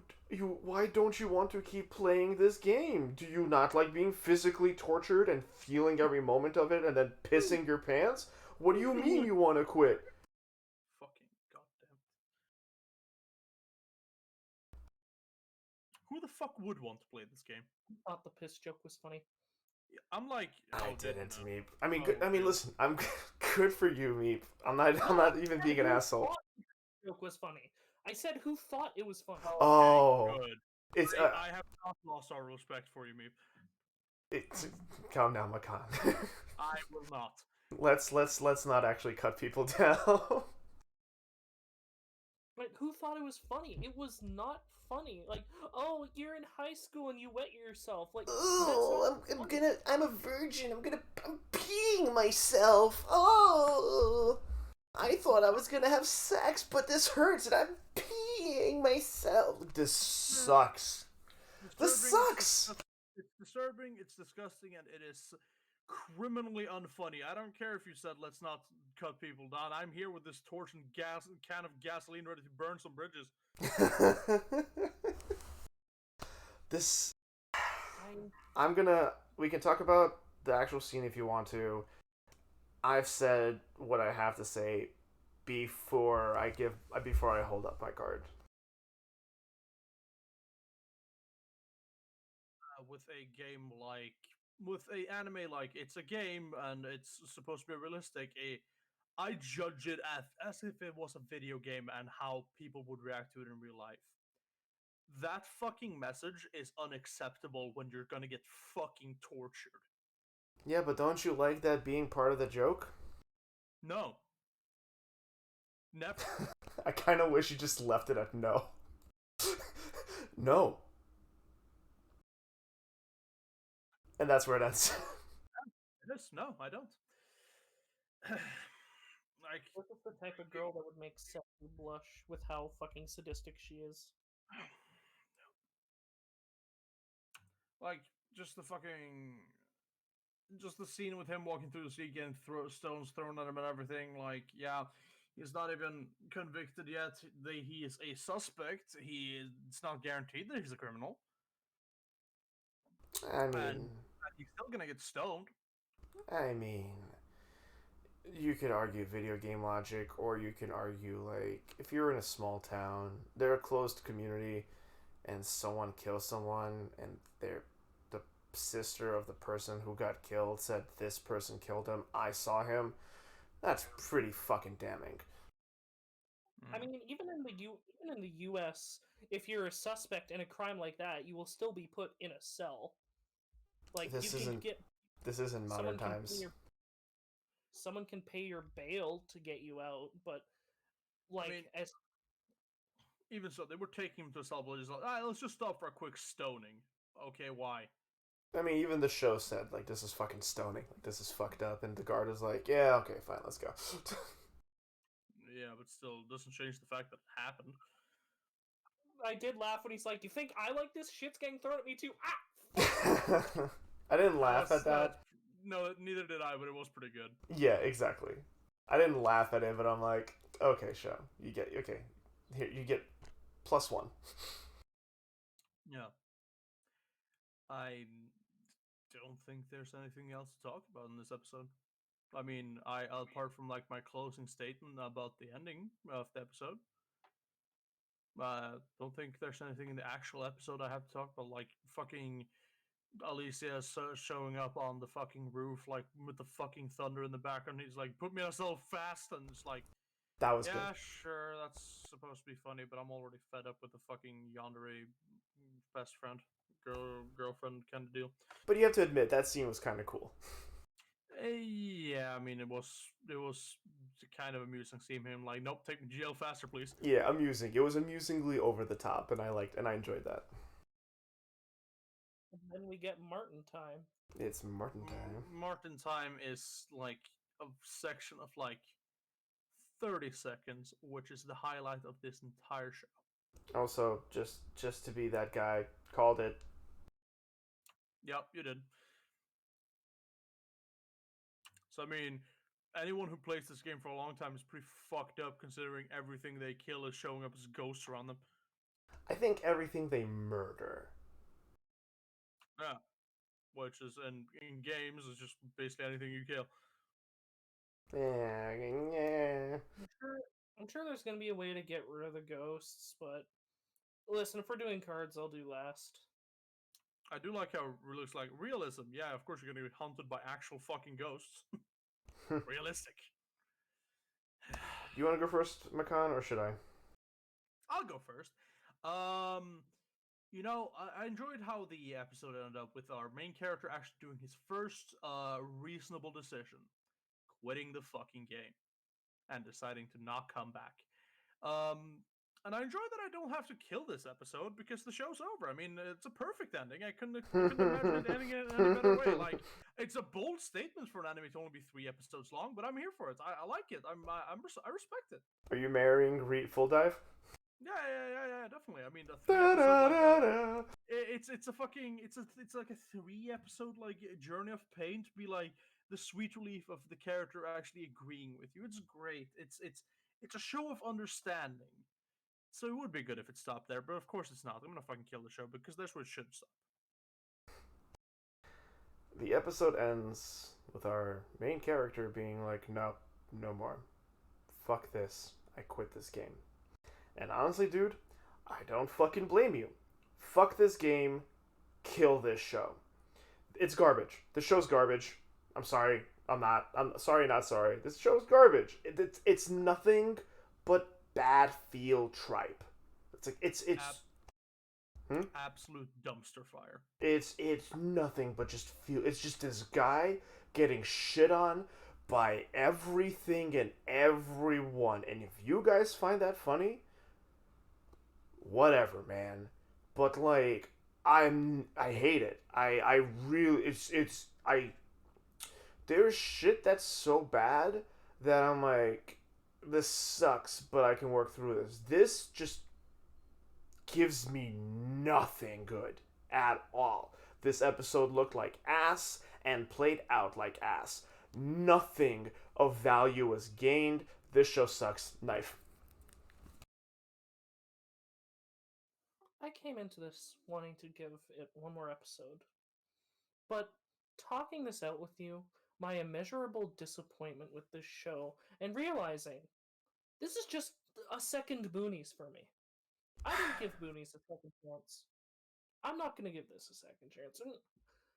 I wanted to see out episode 4. It's not going to meet my expectations. It's not going to do anything good for me. I know it won't. I bet you it's going to open up, and it's going to be like, man, I'm never playing that game again. I'm sure he pissed himself in real life, too. I know he's going to get back into the game because his sister starts. He's going to not want her to go through that either, so he's going to join up and you tell her what to do. I know how it's going to go. I'm done with the show. I'm killing it, too. I came in wanting to give it another episode, and I even talked myself out of it. I thought Mirren was going to give a... Or not. I I thought whatever her name is was. It's like Mazarisa or She's something. just extremely sadistic and sexual. Okay, I don't care. Yeah, I mean, my Something like that. I don't care for her. I don't care for any of the other characters other than Riona and the main character. I want to see how Remember, they hash things out. I do want to see how he gets back into the game. remember that Riona, yandere friend, sadistic, torture, bloodletting girl, and sister are all waifus yeah. in the Though show. I don't. Though I think the way he gets back into the game is by Riona simply coming over, shaking her titties around, going, "Come on, play the game, fucking go through pain and a chance of fucking getting to fuck me, you little simp." No, Don't like that term, I but bet you what's gonna happen. It's the most accurate term. he's a bottom. We do learn that this episode he is certainly a sub. I I I am sure. I think I can see what's gonna happen. Is she's gonna feel bad. She's gonna go, no, just give it one more chance. Except don't start off by killing your friend. And he'll be like, oh, but wait, I can't restart the game. No, here, I got you a new console so you can start fresh. Because they Huh. dropped that where you can only restart if you buy a new console. I'm sure that's how he's gonna get back into it, and that's how his childhood friend is gonna be good. But It costs $900. yeah, but she sells them at her store, and if she owns that store, then she doesn't really have to She buy sells it for $1,200. She doesn't really have to buy it. Meep's probably right. Like, Yeah, I think so too. And I mean, fucking this little hormone-driven little shit of a teenager is gonna do anything for that ass. see, the thing is though, like, this is my main issue. Like, Makan, you were angry about it off the bat, and I was like, let's give it a chance. Let's give it a chance. I like the premise. I like this game. Let's do it. The thing is though, episode 1, he gets shit on throughout his whole fucking day and his life, basically, in a nutshell. Then he gets exploited and taken advantage of by this big, very big titty, very tick bitty store clerk. Then logs into a game and it's shit there. Yes, the title of the show is, Full Dive, this RPG is shittier than real life. I guess I should have expected, because in episode 2, he gets further, the yandere girl, whatever. I didn't have that big of an issue with that, but then, like, he gets fucking shit on and betrayed by someone who's just as much of a fuck up as he is. Third episode, he literally gets physically tortured and whatnot. This is a bad time. This is a bad time. I'm realizing that this anime is true to its name, and for that, I'm sorry that I had expected something else out of it. Maybe I am in the wrong. But what I'm not wrong about is that this is a bad time, and I don't want it. However, Meep, unless I fucked up... Yep, never mind. I already see the DM. It's time. We have 2 shows with triple kills, eh? I have just something more about the show to say. Oh yeah, go ahead. Well, I set up the wheel. Yeah, it is. I had a strong gut feeling about it when I first started watching it, which was based on some of the information I got. But I've learned from my time of watching things, and my instant reaction to them is that my gut feeling is usually right. I know I wasn't gonna like this, and for anyone in the audience thinking like they still want to watch this because they want to see something similar to it, watch go watch Konosuba. It has a similar setup of a pathetic main character, but it actually does comedy right. It is what this show should have been. Yeah, fair. Honestly. Also, Aqua is a better wife than any of these girls. No, I would take Riona over Aqua any day. Also, Aqua, really? That brat? No, literally, like all the ones except Aqua is better than them. Wait, okay, I'm not talking about personality-wise here. I'm talking about design-wise for me. Oh, okay. I see. No, I'd still take Riona. I still Goddamn. take Darkness over Aqua. I have Darkness, an yeah. animation I can send you later now. Hmm? I said I have an animation I have to send you later. Follow me on Twitter. Ominous, but okay. I think I know which one you mean. And with our discussion of this show in particular done, it's time to spin that wheel! Am I gonna suffer or am I gonna suffer? Now, because we have two options only, them being 7 Nights and Full Dive, we have... Can you stream your screen in the Discord too, just so I'm not like behind? Because your stream is like. Why are you behind? Seconds. The stream is a bit delayed. Is it? It's showing no delays on my end, but sure, I'll stream it for you too. I mean, it's usually it's a bit delayed in Twitch in general. It's something you lame. can avoid. Sure, give me a sec. God, I'm feeling fucking nervous because I mean, there's possibility that's just Exactly. So as I was saying, before we do all this, so because there are two options, Full Dive RPG, the game is shittier than real life, and 7 Nights, Reborn, whatever, we have the potential. Now, it's a smaller potential, literally a 1 to 3 chance of, well, technically 1 to 6, of it being us killing both, or the dreadful in this situation. Like, I'm actually feeling a little bit of dread keeping both. And with that, it is time to It happened with Hobby and Kings Raiden. spin that wheel. God fucking damn it!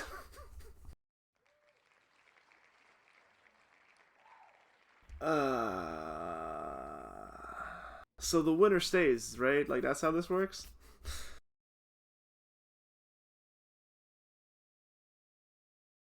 No. Well, feel free to tell us though, Dell, if they are in fact lesbians.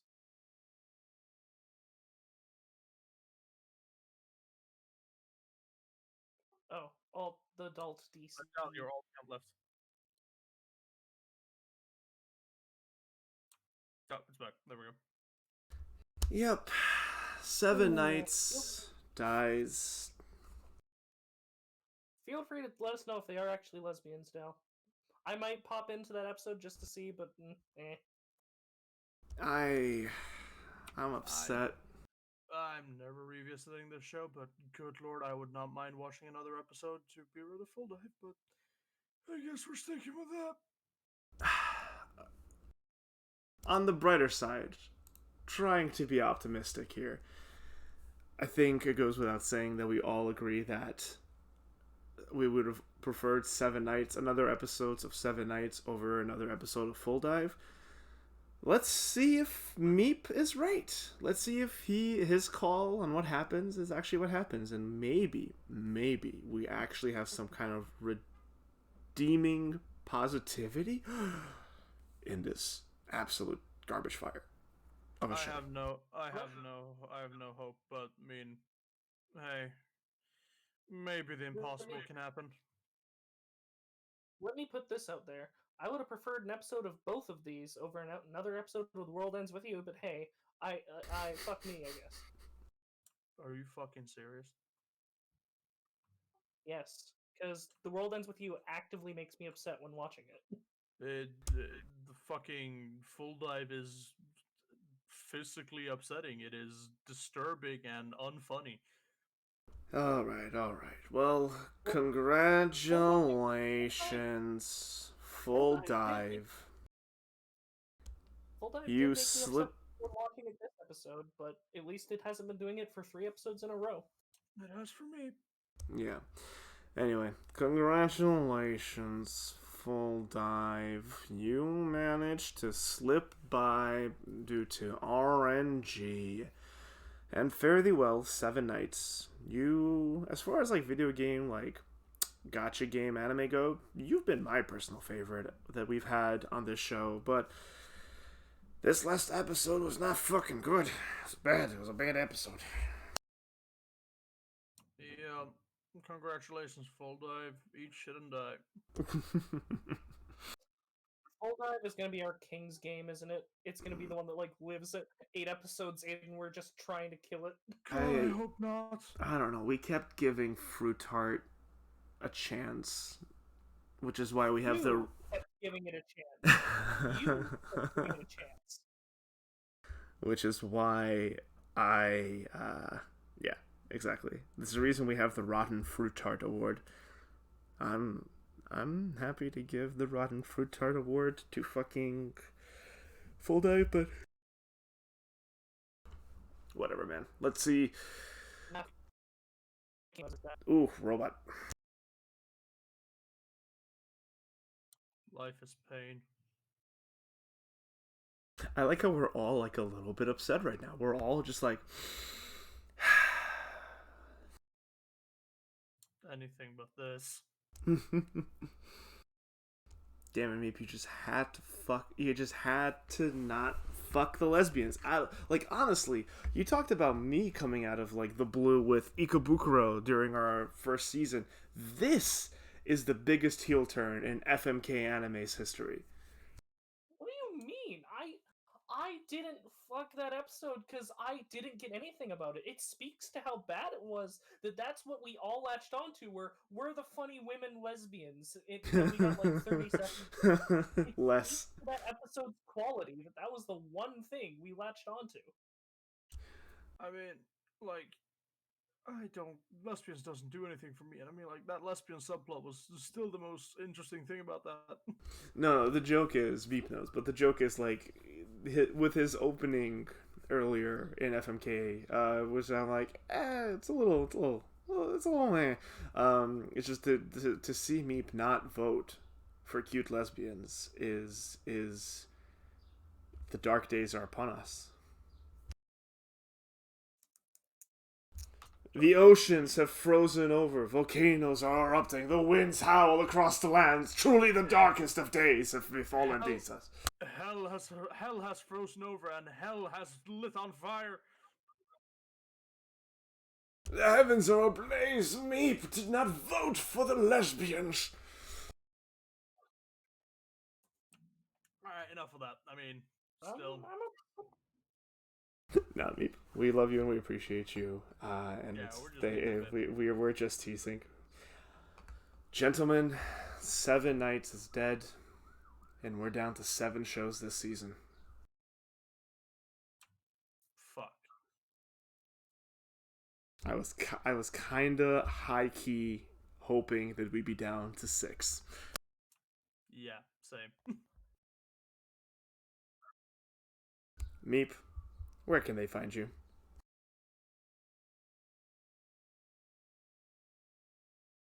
Find me at soul_king. That's it. Oh, Meep, you are robot-y. Makan, where can they find you? You can't, but you're free to try. I'll fight you in single combat in the woods if you do. Otherwise, you can follow me on twitter.com at dat_Viking, where I repost possums and other random bullshit. Though I'd more enjoy it if you came to Sweden and try and find me in the woods. It'd be great.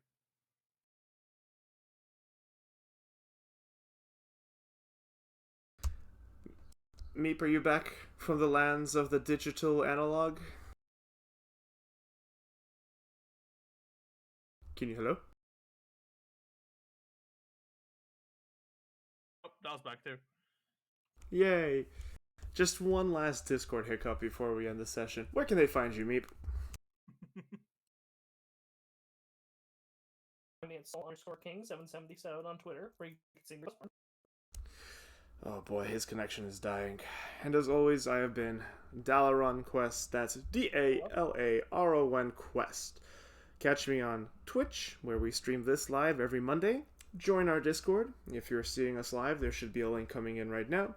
If you're catching us on YouTube, there's a link down in the description below. You can also catch me on Twitter and YouTube, on the same name, Dalaron Quest. And tomorrow, for those of you listening, we should have some D&Ds, unless my mother, who is getting her second shot, is not feeling well, in which case you can catch us the following week doing that. Either way, stay tuned. My back is healing, so I'm going to be able to do workout streams with Baldur's Gate and whatever other game I choose to play afterwards. And on Fridays, we do Lose, Learn, Win, where I am trying my hand at fighting games and getting my ass kicked, trying to learn what I can from every loss, and possibly win. So, Mape, are you back? Are you able to speak? Let's see. Let's try you. Let's try you plugging yourself again. You can find me at soul_king777 on Twitter, where you can see me your post porn. We did it, boys. We got him in to plug that porn.